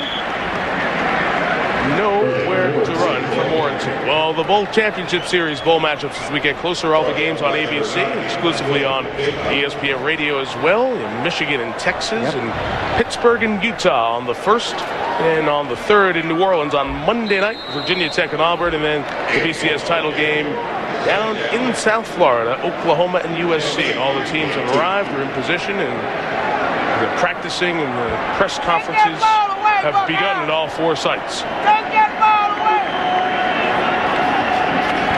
After the Morency run of 2, Woods throws complete to his tight end, Billy Badgela, right out at midfield. 3-year starter, high school quarterback, Billy Badgela, gain of 24. And the tight ends, most of this season, have been a big factor in this offense, usually in run blocking and then setting up and going to play action. They've had a hard time tonight getting off of the line of scrimmage against Bobby Carpenter. That time, great execution by Donovan Woods to make the nice throw to his tight end. Is a National Football Foundation student athlete. He's a pre-med and business major. Great football player, but a wonderful student also. $18,000 postgraduate scholarship. Blitz by A.J. Hawk sends Donovan Woods down, and he is shaken up. Dominant linebacker for the Buckeyes. You know, some of the other great linebackers in the country are better physical specimens in terms of these sleek-looking long athletes, but Hawk gets to every play, and the Woods parents are concerned about their youngest son, Donovan, who was shaken up. You were telling me a story about A.J. Hawks from Centerville. You were telling me a story, and I couldn't believe that he was the last recruit signed by Ohio State. Yeah, it was the year Ohio State were able to sign Mike DeAndrea, Bobby Carpenter. They were looking at Buster Davis out of Florida, who ended up going to Florida State. And I think once he ended up going to Florida State, A.J. Hawk that year was one of the last guys to sign with Ohio State. Good to see Donovan Woods walk off under his own power. Hopefully just the wind knocked out of him as A.J. Hawk flies in from the quarterback's left. He's going to come from the outside and come right in. The offensive line and the running backs, it's one of those things where you have to recognize that, and it took the tackle a little bit too much time. Hilliard just couldn't get out there, and the speed, that gives you an idea of the speed there of A.J. Hawk coming on a blitz. But you know, this is a great call by Mark Snyder. They want the shutout. The great football teams want shutouts, and that's why he blitzed against a team with 30-0. So Al Pena, redshirt freshman out of Texas, comes in. Pena has to scramble away from Marcus Green, put one up for grabs, and it's incomplete. Pena, 7 of 10 throwing this season, was a combo quarterback in high school, graduated in January of 2003, and started out at Georgia Tech. And as you see, came over to Oklahoma State. Played in the Texas Tech and Iowa State games, gets a snap here, and now Donovan Woods will go back in. You see that Woods is okay and back. Look at Donovan Woods as a freshman. You assume that probably going to be a 4-year starter. It's going to be interesting in the spring with Bobby Reed, who's a true freshman, who next year hopes to compete with Donovan Woods to take that starting job away from Donovan Woods. That is interesting. You get a freshman start to all 12 games, and you think, oh, we're sitting there for a while. As Reed gets pretty good. Hawk again. Frazier hits him in the mouth, and the pass was incomplete. I mean, Donovan Woods is thinking, come on.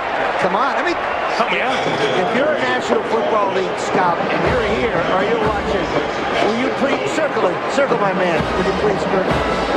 I want you to watch this guy's speed at 6'6", 280. Watch it quickness come off the ball. He makes a little twist, but watch him. Boom! He's always been my favorite since he first started to play. And I tell you what, he should have got a penalty. Yeah, I was going to say, lucky he didn't get called for 15 yards. Should have been a penalty. But still, I'd sure love to have that guy on my football team.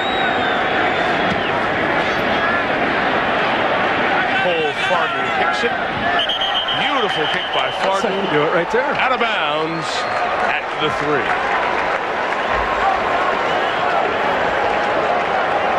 2:39 left here in the third. Tomorrow night, Capital One Bowl Week continues out in San Diego, America's finest city with one of America's finest teams.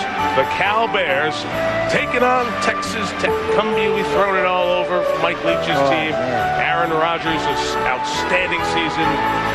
J.J. Arrington, a terrific running back this year. Game's also available in high definition on ESPN HD. Your cable operator, DirecTV, the Dish Network, they've got the info on. Hook me up with that if you got a new big old HD TV for Christmas. Pacific Life Holiday Bowl. Beautiful San Diego. Although it has rained a lot in Southern California, looks like the weather's not going to be inclement for the game tomorrow because that could really impact two very good offenses. Maurice Hall, the carry to the 4. Gain of 1. Justin Zwick has played well tonight after that long layoff. A lot of people wondered how he would play. Jared Zwick, who is the brother of Justin, played for Jim Tressel at Youngstown State. He won a national championship in 1997. He played 98, 99, had a great career. You know, Justin said that a relationship with his brother through those tough times when Troy Smith took the job over helped him stay positive as much as anything. And it's a very unique relationship with his brother. And the fact that his brother has experience with Jim Tressel, I think, really helped Justin Zwick out. Lydell Ross the carry. Robert Jones along for the ride. And Ross does some hard running here to get out to the 14-yard line. You know, Lydell Ross is having a very productive game. He's been running hard tonight. It's his last game, senior. He's also doing it with a heavy heart. I don't know if you saw the story of the young man, the Vanderbilt running back, Quane Duster, who was killed in a shooting in his home of Tampa, Florida. Lydell Ross, very good friends with Quane. They went up against each other back in Little League baseball and high school football. They were some of the best players in their area. And Lydell, certainly with a heavy heart, he's going to be heading back to his hometown of Tampa for Quane's funeral coming up on Friday. Young man out with some friends back at home during the Christmas break. He was shot as he was in a car with a friend. We hear the story of that was that they were at a restaurant and they were arguing who had the best car. And the guys left.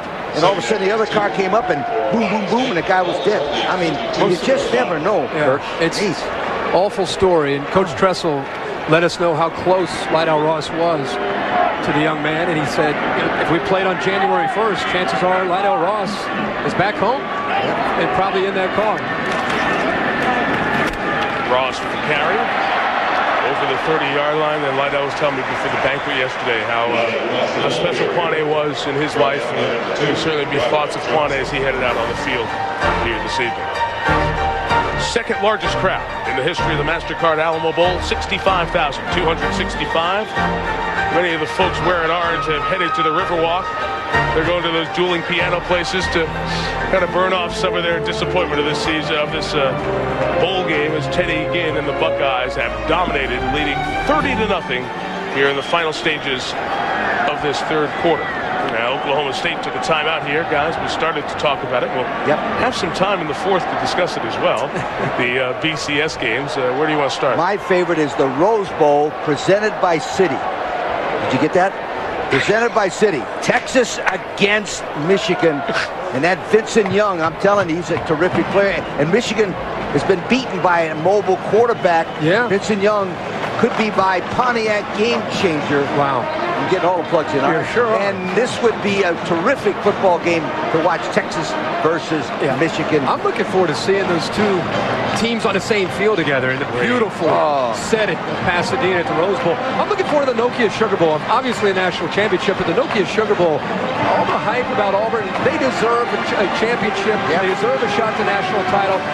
I'm talking to Carlos Rogers at some of these awards. I think their team, I think they will show up focused. I think there is a lot of incentive there, despite being left out, and they're playing a great team, a team that maybe finished as hot as anybody in the country with Frank Beamer and Virginia Tech. That's going to be a great game. Mike, I know you'll be there. Be there for the game on ABC on Monday night, the 3rd. I'll tell you, the Auburn Tigers know that Virginia Tech will be as good as anyone they've played this year. That says a lot when you've played Tennessee and beaten them twice and played Georgia. But down on the plains here a couple of weeks ago, visiting with the Auburn players and coaches, they know what's ahead of them playing Virginia Tech. And there's a lot of prestige playing in the Nokia Sugar Bowl. Yep. I'll tell you this, it'll be the best defense that Auburn has seen all year. And I know they played against Alabama. I think Virginia Tech will be the best defense they've seen all year. Give me 4 in the air, guys. Off we go to the 4th quarter. In the Ted Ginn show, he has been sensational, finding the end zone, changing the game, leading the Buckeyes up 30 at the MasterCard Alamo Bowl. The best golf in the world live from Paradise, the Mercedes Championships on ESPN. People everywhere are experiencing a breakthrough. I'm full! Fullness from a value menu.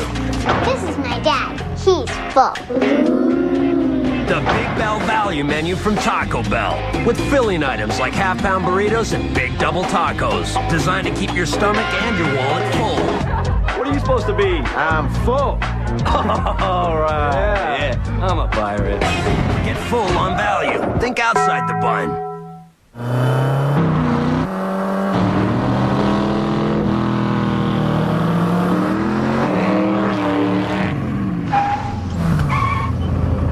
Dude, what do you got in that thing?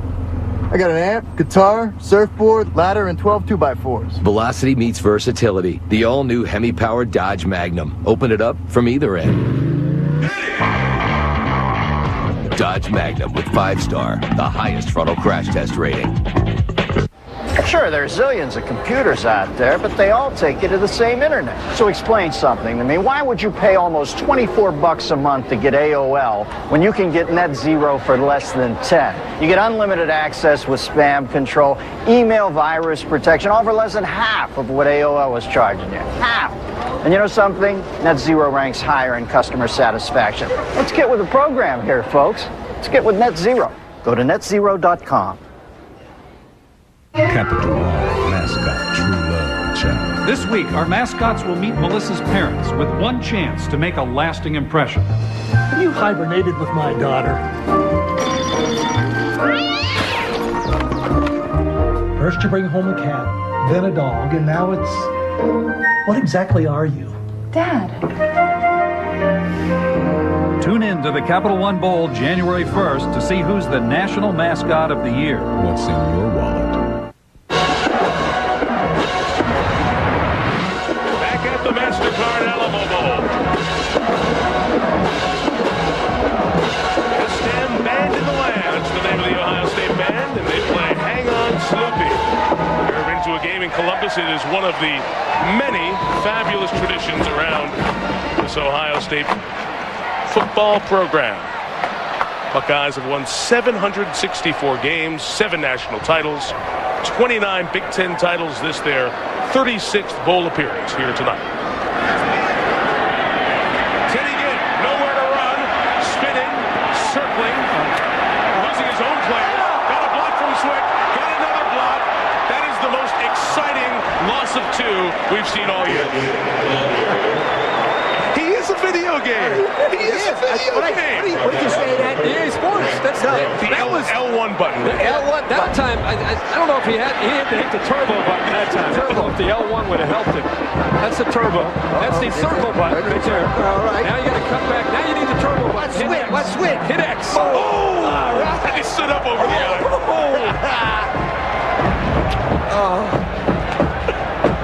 Wow. Grant Jones. That was the highlight. Can we get another shot? Making a block? You know the Buckeyes hit somebody. The Buckeyes are just wearing them out. They've had 133 yards and 15 carries in the third quarter. That's 9 per snap. Oh. This is 3rd and 11, and Zwick will throw. And Childress, did he stay in bounds? Yes, he did. Childress with the catch, and the senior, who's been a little disappointing this year, gets the first down. I just want you to watch. I know Teddy Ginn.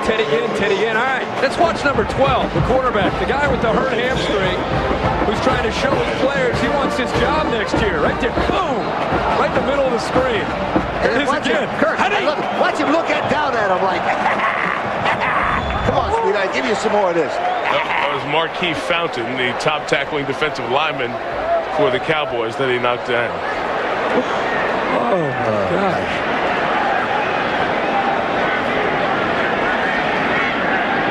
First and 10 from the 42. Zwick's throw is deflected and incomplete. Good play by Lawrence Pinson. He's been very active here tonight. At his high school there in Jenks, Oklahoma, he was part of a 6th straight 6A title, one of the great high school traditions in a terrific football state of Oklahoma. A lot of great players come out of Jenks. Most of them either go to Oklahoma or Oklahoma State. We have a player down on the turf, Robert Jones. Could perhaps be cramping. It is very humid here in the dome. Cramps become an issue. Interesting dilemma for Jim Tressel as he gets ready for next year. Lee and I, like you, we talked about next year. They'll use this bowl game possibly as a springboard into next year. So many players coming back for this team next year. Who's the quarterback? Oh. Who will be the quarterback? Wait, come on. The guy that set the all-time world record against Michigan. There's a world record against Michigan. More yards, total offense against Michigan than any other man that's ever lived. When you throw Troy Smith's ability to throw it with his ability to run it, it's with Teddy Ginn and Santonio Holmes and Todd Beckman is the wild card in the race by the time spring football comes around. You watch him throw, you listen to the coaches behind the scenes. He's from the same high school as Bobby Hoying, and he has a great chance to also win that job. But I hear what you're saying. I like the creativity. You were a quarterback at Ohio State. How would you like to have the all-time world's record of most yardage ever against the Big Blue and have somebody say you ain't going to be the quarterback? Huh? I'm just telling you, it's going to be an interesting dilemma for the coaches. Smith, if you're listening, get yourself squared away in school. Say yes, sir, no, sir. Keep your mouth shut and get back on this football team because you're going to have a great team next year. Oh, yeah. Again, if you didn't catch it, Troy Smith is suspended because of getting improper aid from a booster who owns a suite at Ohio State, a third of a suite, and the program, I think, once the investigation has gone through, will in all likelihood disassociate itself with the booster. That's what usually happens in cases like that. Smith is suspended because it is what is called a secondary violation of the NCAA rules. You're usually suspended for 20% of your competitive season. That gets rounded down, so it would normally be a 2-game suspension. Ohio State can appeal to try to make it a 1-game suspension. As the whole process goes, that will take some time. In any case, the likelihood is if Smith stays in shape academically and Smith repays the money that was involved, then he will be suspended for this game, probably the opener against Miami of Ohio, and then be eligible. But he certainly can practice during the spring and during the summer, leading up to the start of the season in September. Santonio Holmes with the catch. First down at the 45. I mentioned Miami of Ohio. Congratulations to Shane Montgomery, who will be, unless somebody else is hired, the youngest head coach in Division 1A, replacing Terry Hefner as Terry is heading to Miami of Ohio. SportsCenter's on the way as soon as we're done. More on Ohio State situation we were talking about. The Kyle Turley, Mike Martz interesting story continues. Is that Nick Buckeyes' best? All right, I'll stay tuned for that on SportsCenter after the game. All that great stuff, and now there's a thorough understanding. Lee's made it clear he thinks it's going to be Troy Smith. All I'm telling you is there's a reason number 12 started when camp broke. When he had a chance, Coach Tressel, you've watched with Craig Krenzel, and now you've watched with Justin Zwick. He likes a quarterback, and he knows it's going to be A, B, or C. And even though Troy Smith, I agree with you, Lee, has that creativity. I think that in a perfect world, they also like a systematic quarterback. Ted Ginn with the reception here. Again, the area that he's grown the most. He's trying to just settle in, make a throw. Look at the hands of that guy. Kurt, don't play him on defense. Please, watch this. Please. Play him on defense and I think he might have been out of bounds there. Hands were nice. Oh, man. Hasn't been effective special teams-wise, but been outstanding. Maybe he was in bounds. Huh? From the 32. Zwick to Santonio Hall. Out of bounds at the 21. Andrew Alexander takes him out. We talked about Teddy Ginn earlier in the story that when his dad, who we saw, Ted Ginn Sr., an excellent high school coach in Ohio, that he would throw balls to his son when he was 4 or he was 5, and if he dropped a couple, he was like, no, that's it, you're done for the day. You can't drop a ball. We were talking to Teddy, and for as great a explosive player as he is, the quietest kid. I mean, I had to really sit up close just to hear what he was saying. He's kind of whispers. He's very low, confident, but extraordinarily low key about it when talking about these things. But the dad developed the hands by throwing and throwing and throwing to his kid. The 31 to Anthony Gonzalez. Incomplete. I said, Teddy, was it a big football at age 4? Said, no, it was a smaller ball, but we went to the big football pretty quick. And those great hands paid off on plays like this one. You get so caught up in the speed that you sometimes forget that he has the best set of hands. Well, I tell you one thing, he can have nice hands, but God gave him that speed. I don't know, he could throw all the balls you want at the kid. God, someplace up there went. God gave him a lot of things. Boom! That unbelievable speed, boy. 14th play of the drive here. This drive started way back at the 2-yard line. Buckeyes rolling downfield here and a whistle.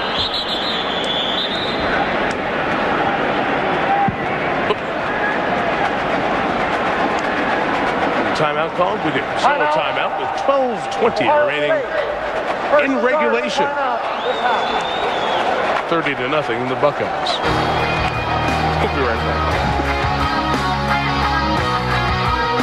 back. Diapers, milk, and laundry detergent. $25. Oh, yeah, and that stuff he just said. Routine oil change, $20. Haircut, $75. $75? Getting your errands done quicker to spend more time with your family? Priceless. That's getting your errands done quicker to... Yeah, I heard you the first time. Stupid voiceover. There are some things money can't buy. For everything else, there's MasterCard.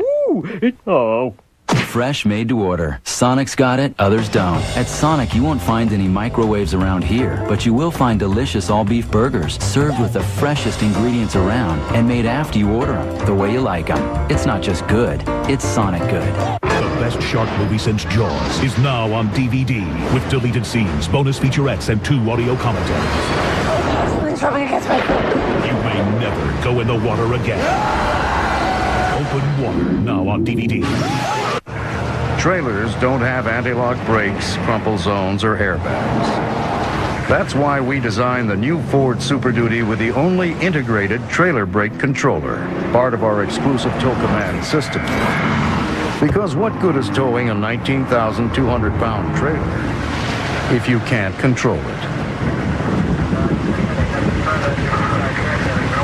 This is the next Ford Super Duty, built Ford tough. What do you expect from a gourmet sandwich? You might expect artisan breads like sourdough and Jewish rye, deli-style roasted turkey or honey ham, Gloucester or provolone cheeses, and gourmet spreads like tomato feta and honey Dijon. But you probably wouldn't expect them to be made in local kitchens and delivered fresh daily to 7-Eleven. Yes, 7-Eleven. Gourmet sandwiches from 7-Eleven. They'll exceed your every expectation. Oh, thank heaven. During the timeout, look at Teddy Ginn. We've shown so much of him. Quarterback. Leading cheers. Do we have any Ohio State cheerleaders we can get in touch with? Find out if that was good technique or not? I know one that's trying to sleep. From the 21, it's 2nd and 10 as we come back out of it. There's Brutus. Yeah. We've got a mascot matchup here tonight. That is the all-time big-headed mascot matchup. I'm trying to get Lee to get that big cowboy head on one of these. From the 21, Zwick to Ginn to the 14-yard line. Pistol Pete has been very quiet here tonight. I haven't seen much of the Oklahoma. There's Pistol Pete. Look at that big melon. Think about that. LC, I tried to talk him into it when we went to Stillwater. Yeah. Well, they were playing Oklahoma. You think I'm crazy? Almost did it. But I sure did. Yeah, I tell you what, they did. It's been a tough 24 hours for Pistol Pete and the Cowboy fans. On ESPN2 last night, Gonzaga. Mark Few just keeps that program going. Gonzaga beating Oklahoma State. These are some terrific fans over at Stillwater. Many of them made the trip over for the Final Four in this building last year. Connecticut walked away with the title. Direct snap to Ginn. Pulled down. Jerry Don Bray made the play. Moved in 2003 from defensive tackle to end with a couple of starts at a Chickasha, Oklahoma. And we're going to see Mike Nugent on for what could be his final kick as a Buckeye. Nugent, the consensus All-America kicker, most valuable player of this team, Rosa Award winner. 353 points. He's passed Pete Johnson tonight, the all-time leading Ohio State scorer.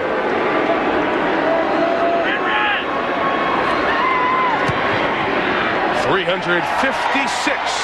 Wow, what the record will land. Is he aiming for the pole in the middle? He's right in the middle. He's good with Arena League. I mean, Arena League goalposts.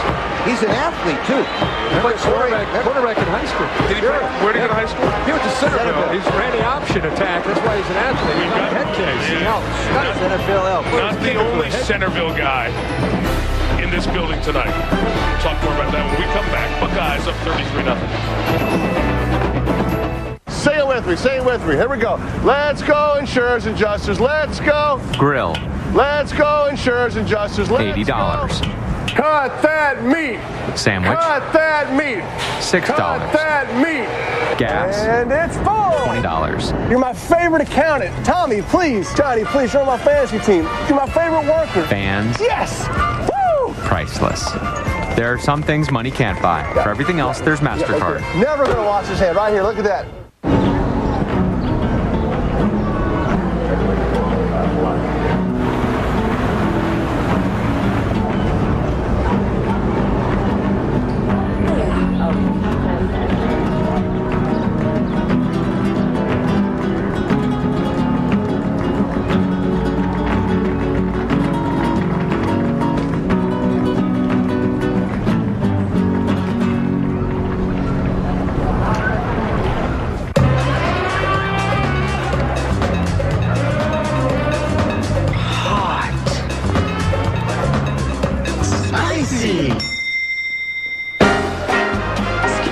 Want something spicy? Taco Bell is open late. Feed your need for all the spicy, grilled, marinated, crunchy, and melty taste you can only get at Taco Bell. Want to spice up the night? Think outside the bun. Open till midnight or later.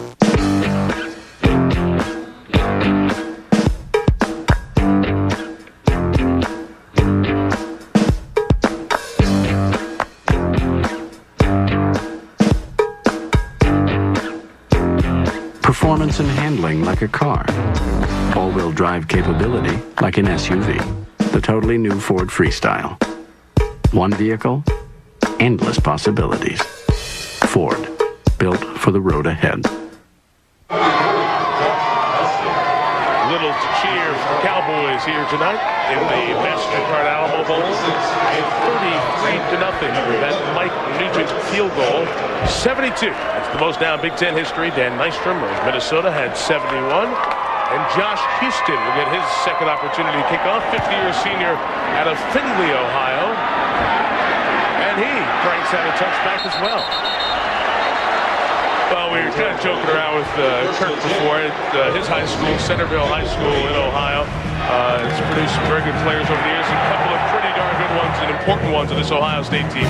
A.J. Hawk in his typical dominant self, and Mike Nugent, who's been perfect for field goals, 3 extra points, set the all-time Ohio State scoring record, the Lee Groza Award winner, and the all-time leading scorer, passing pretty awesome running back in Pete Johnson. Big, physical back. He scored so many. He knows about Pete. He scored. He set half those records against Indiana when I was coaching. He did. I'll tell you. I've never seen a guy. He's like, no, seriously. He did. I'm serious.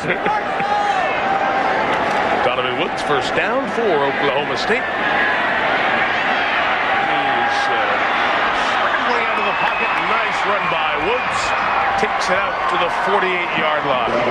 There's on at Centerville High School, and I see a running quarterback, Lee. It reminds me of only one thing. Ooh, look at him. Oh, my God. Look at him. You're killing me. Who did that one? Oh, man.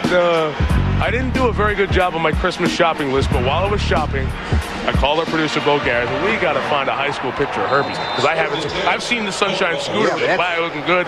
Scooter with the jet black. How about that in '89? See, here's the problem, Lee. He looks exactly the same. He does. 15 years. He actually. We'll go back to the picture in a second. That's First down here is Woods.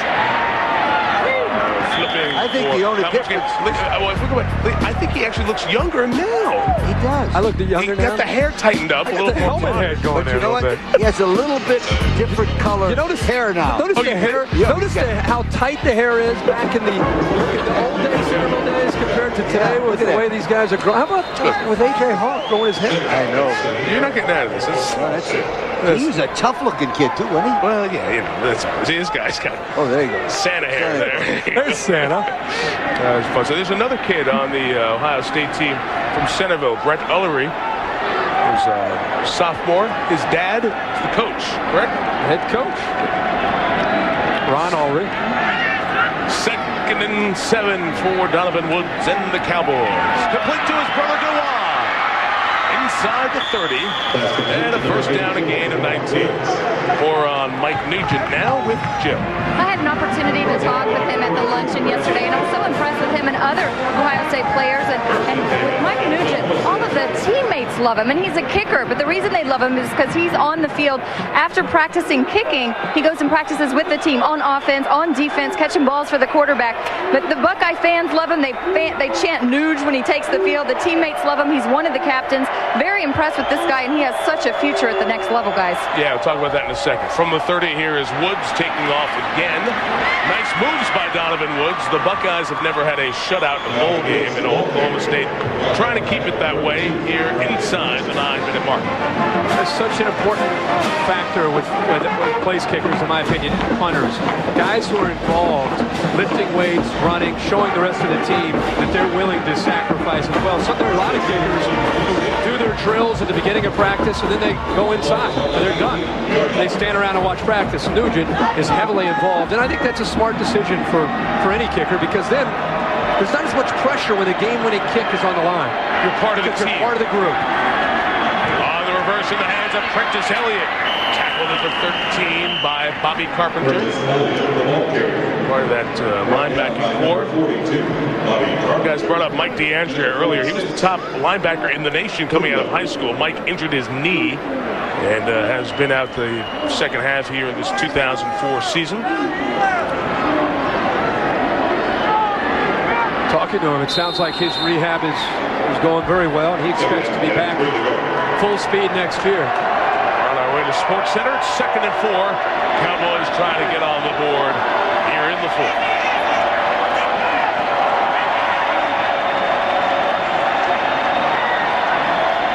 Woods goes to the one receiver side. Dustin Fox had the coverage on Sidron Mack.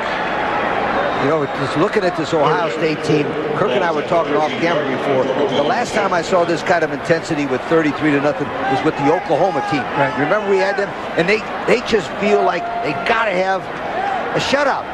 I'm telling you, they got to have a shutout. Mark Snyder's doing a good job because it's a tempo and an attitude. I think it's a pride factor, too. There's a look at Mark Snyder, the defensive coordinator. Shutout. I mean, that's why the first teamers are in there, and you just watching Bobby Carpenter. He's going back to the Ohio State fans, kind of fire him up.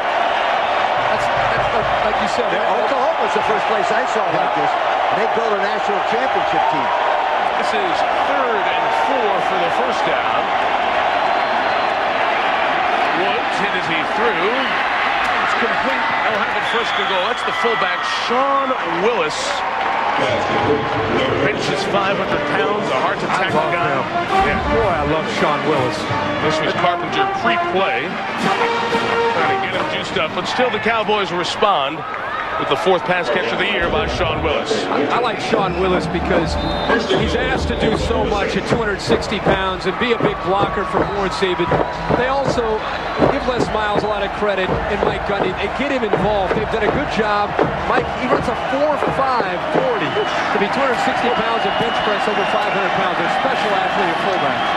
There it is. And feed the big man. He gets into the end zone for the Cowboys' first touchdown of the night. It's great to see a guy who sacrifices his body 90% of the game. Every once in a while, get an opportunity. And when they get inside that 10-yard line, chances are you're going to either see the belly play, give it to Willis, or the belly option where Woods will take it down and try to score off the edge. That time the fullback took it into the end zone. Mark Schneider's got a kind of a disgusted look on his face. He wanted that shutout. But still, it was a great effort defensively tonight by the Buckeyes. Really scrambling at Donovan Woods. Yeah. A lot of the plays, a lot of the yardage on that drive. Jason Ricks bangs home the extra point. Oklahoma State on the board. Not an empty trip to the Alamo.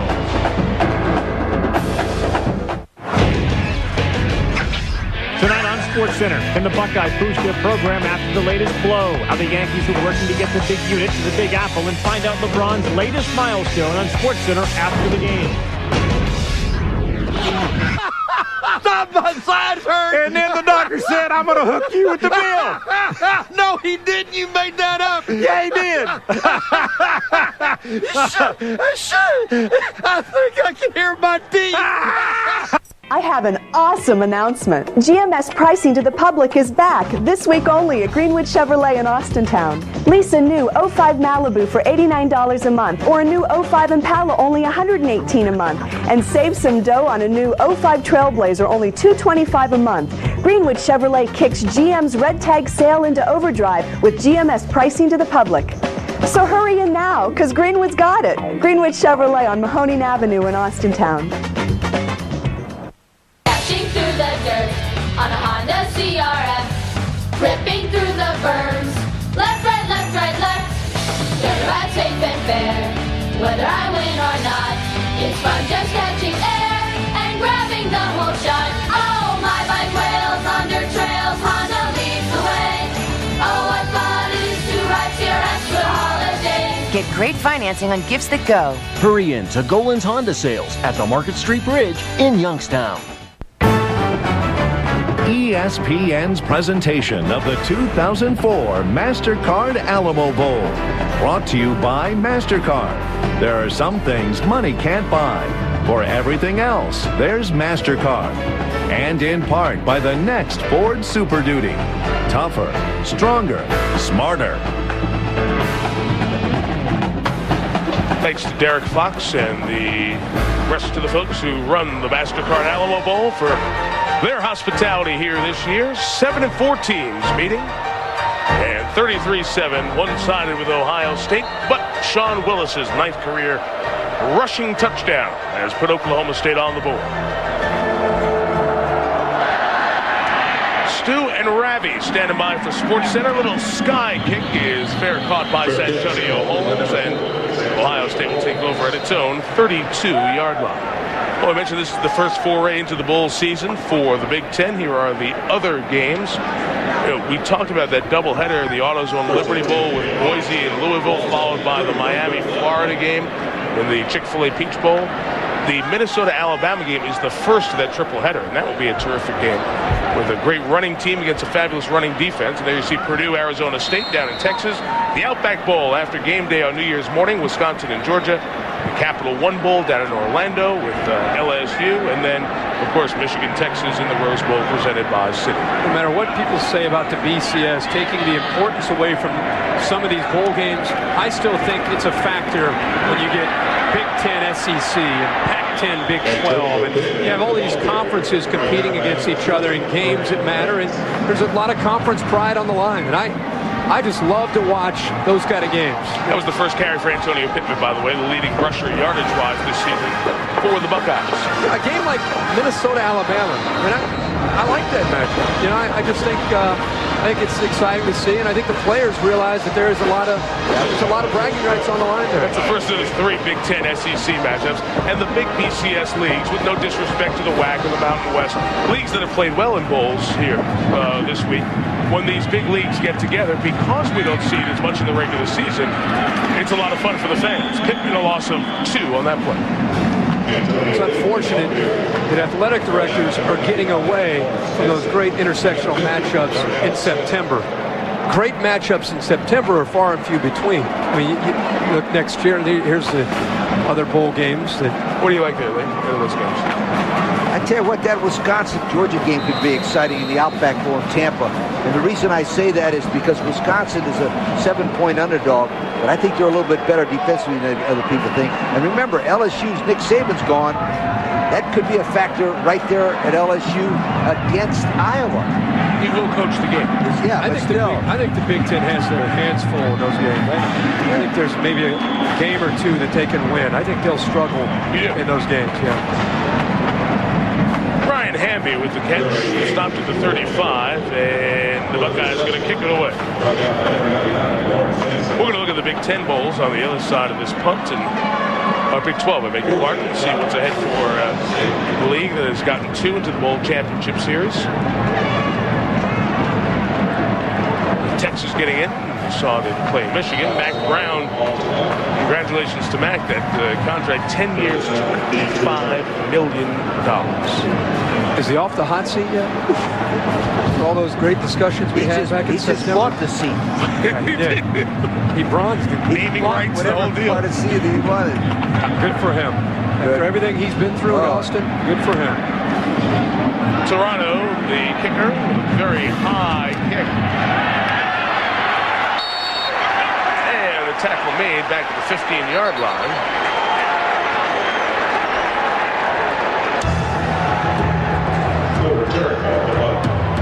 Cowboys will take over. Sports Center on the way as soon as we're done.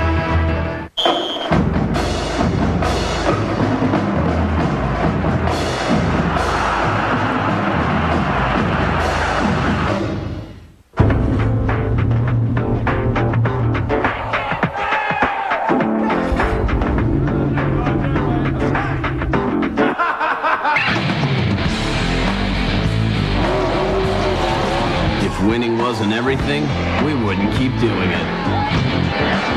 Congratulations to Kurt Busch and the entire Ford Racing team for making back-to-back championships a reality.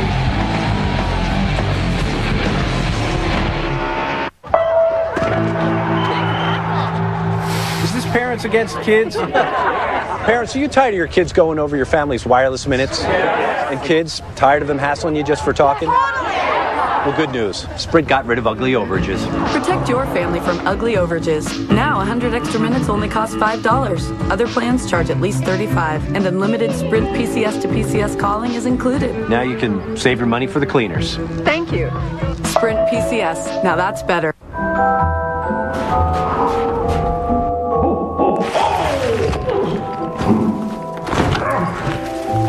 And I don't even have that insurance. What insurance, Santa?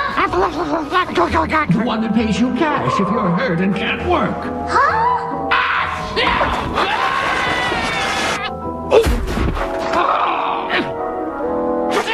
Aflac. Ask about it at work. Can you just send out the toys? Well, the Buckeye Band, the best damn band in the land, as they're known, 225 strong, and loud and proud here throughout this San Antonio evening, 33-7. Ohio State on its way to its 17th bowl win. They'll go to 27-3-1 all time against teams in the current Big 12. Donovan Woods from the 17, back to throw. Incomplete. Shaun Mack was the intended receiver. Stuart Scott, Carl Ravager standing by. In the beautiful new digital center in Bristol. They'll have Sports Center coming up for you here in a little bit. Well, today, you guys, I had an opportunity to go to Brooke Army Medical Center for the Commanding General's Purple Heart ceremony. It was one of the most touching times that I've ever had in my whole life. Brigadier General C. William Fox, the distinguished guest was Texas Senator Kay Bailey Hutchison. And I want to mention the names of these 4 Purple Heart recipients that I was actually there when they presented the Purple Heart. I talked to you after this play because it is really something. Oh, man. What a hit on Greg Jones, who is rocked by Dante Whitner out of the same high school as Teddy Ginn. These 4 Purple Heart recipients were Sergeant Christian Steele, Specialist Donald V. Larson, Specialist Donald Bergen, and Amanda Mohan. And the thing about it is, Mike, these 4 people were all injured on December 21st, 2004 in Mosul with that suicide bomber that walked in while they were having lunch. Oh, I remember that. It was about a week, 8 days ago.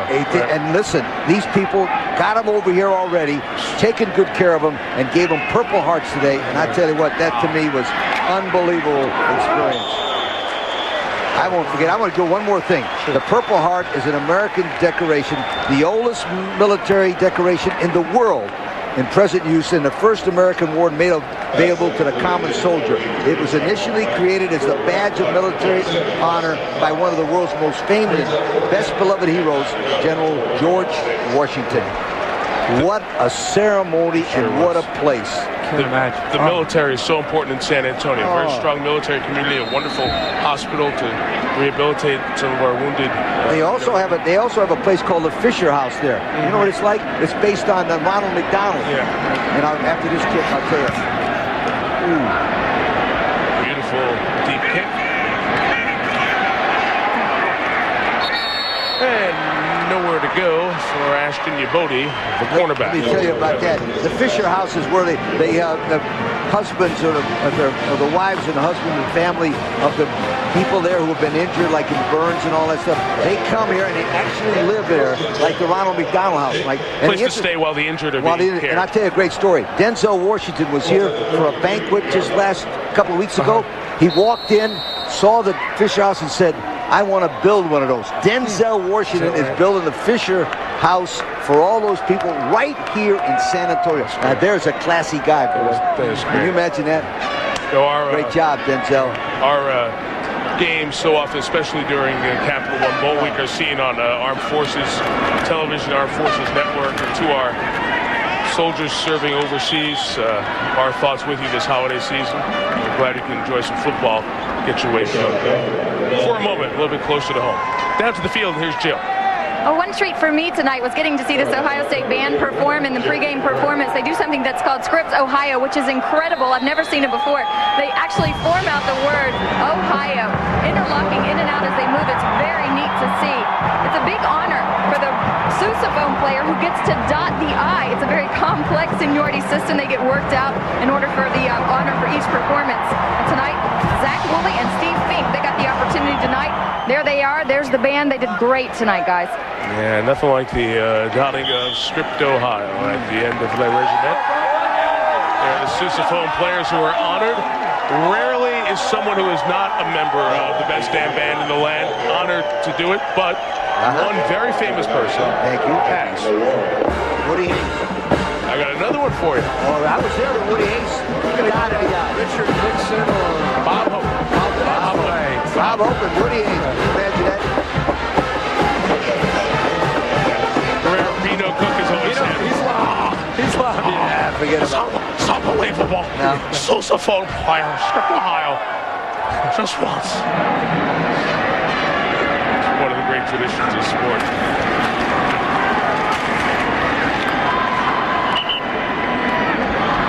Michael DeMaria there with the caddy. Bench is getting emptied here in our closing moments. Guys, why don't you look ahead to me for Oklahoma State as they wrap up this 7-5 season. Certainly a disappointing way to close 2004 after opening 5-0, losing 4 of their final 5 ball games, the only win being over Baylor. Well, we talk about confidence and trying to get ready for next year, assuming Les Miles is the coach and assuming Vernon Morency decides to come back for his senior year. You look at the rest of the nucleus. Dewan Woods is back. Donovan Woods is back. Bobby Reed is going to push Donovan Woods for that spot. Prentice Elliott is going to be back. I mean, there's the core of their team offensively is back, and a lot of the defense. So, I mean, he is building a team. It's a very young football team, but they could have used a competitive game tonight after the way they finished their regular season to spring some confidence into that 05 season. The Buckeyes, we talked about their 2005, and what's ahead here are our Capital One players of the game, 2 players who will be back. Justin Zwick, part of the quarterback situation Kirk and Lee talked about earlier. Again, hadn't played in 10.5 weeks and was very good here tonight. And Teddy Ginn, 118 total yards, but an impact as well when he didn't touch the ball. Kicking away from him, Huffington just rolled to him. And when he got his hands on the ball, you see why it raised goo-goo and gaga over Ginn. Well, with Ravi coming up with Stu Scott, you're going to probably see more of this. And next year, you're going to see a ton of it. Lee and I think Mike, you would agree, he's going to be one of the Heisman guys early in the year. And it's because every time he touches the football, he's looking to take it to the end zone. And he's got the speed. And also, as we saw in person tonight, I think you have more of an appreciation for the burst along with the acceleration and the great breakaway speed. It's world-class speed that you're talking about. He's not a track star that happens to play football. He's a football star that happens to run track. Toronto's last kick as a Buckeye, in all likelihood, is a good punt. That's a guy who had big shoes to fill with Andy Groom and B.J. Sander before him. He's done a nice job emerging here as the senior season has gone on. I told you earlier when he came into our meeting, he said Morency is the way Vernon's name has been pronounced most of the year, no matter what it was shut down. Number 33 in orange and black for Oklahoma State tonight. Their best offensive weapon, just 8 carries for 20 yards. Reese mentioned it earlier, over 100 yards, 9 of the 10 games he played this year, 11 of the last 15. One of his poorest productivity performances. And as Kirk said, he's a young man who is in his 20s because of his days as a baseball player, and we'll have to see if he, in fact, comes back. He alluded to the fact that he will earlier this week, but that's not set in stone. Yeah. Talk about the Buckeyes coming back. They got Miami of Ohio, and then College Game Day, September the 10th. Get Mark Gross on the hotline. Make sure we set that up right now with Steve Stein. Texas, Ohio State, at September Columbus. 10th. We'll be in Columbus. They got San Diego State, Iowa at home. Then they go Penn State, Indiana, Minnesota, and Michigan away games. I tell you one thing right now, Kirk, this is a good-looking football team that's going to be in the national picture next year for the national title. I agree. Try to get Tressel with the Gatorade. I think Jim ducked out of there. Here is Woods out of the pocket, down the middle. The pass is deflected and incomplete. All right, let's take a peek at the Gatorade attempt. The coach Tressel's pretty sharp. He got out of the way. Then they missed on round 2. They try to get there, Coach. It's been a tough year for the Buckeyes, but the reason to smile here tonight. Lee, you are headed off to Miami to keep an eye on Chris Fowler, the mayor of South Beach, as you guys get set for College Game Day on New Year's morning. And Chris and I headed over to Memphis for the AutoZone Liberty Bowl, so this is our last game of the season with the 3 of us together. It's been year 5 has been just as fun as the first 4 years, and Donovan Woods takes it out to the 18-yard line. One more shot. Last shot. Oh, he got you. Turned around. The only thing more fun than the games is hanging out with you guys. It is an absolute treat and a pleasure, and it is some of the best times we've had. Thank you, bud. Safe trip over to Miami. Keep Fowler in line over there, will you? Safe trip to Memphis, you guys. You got it. The Ohio State Buckeyes win a bowl game for the 3rd consecutive time. They finally got a little piece of their coach.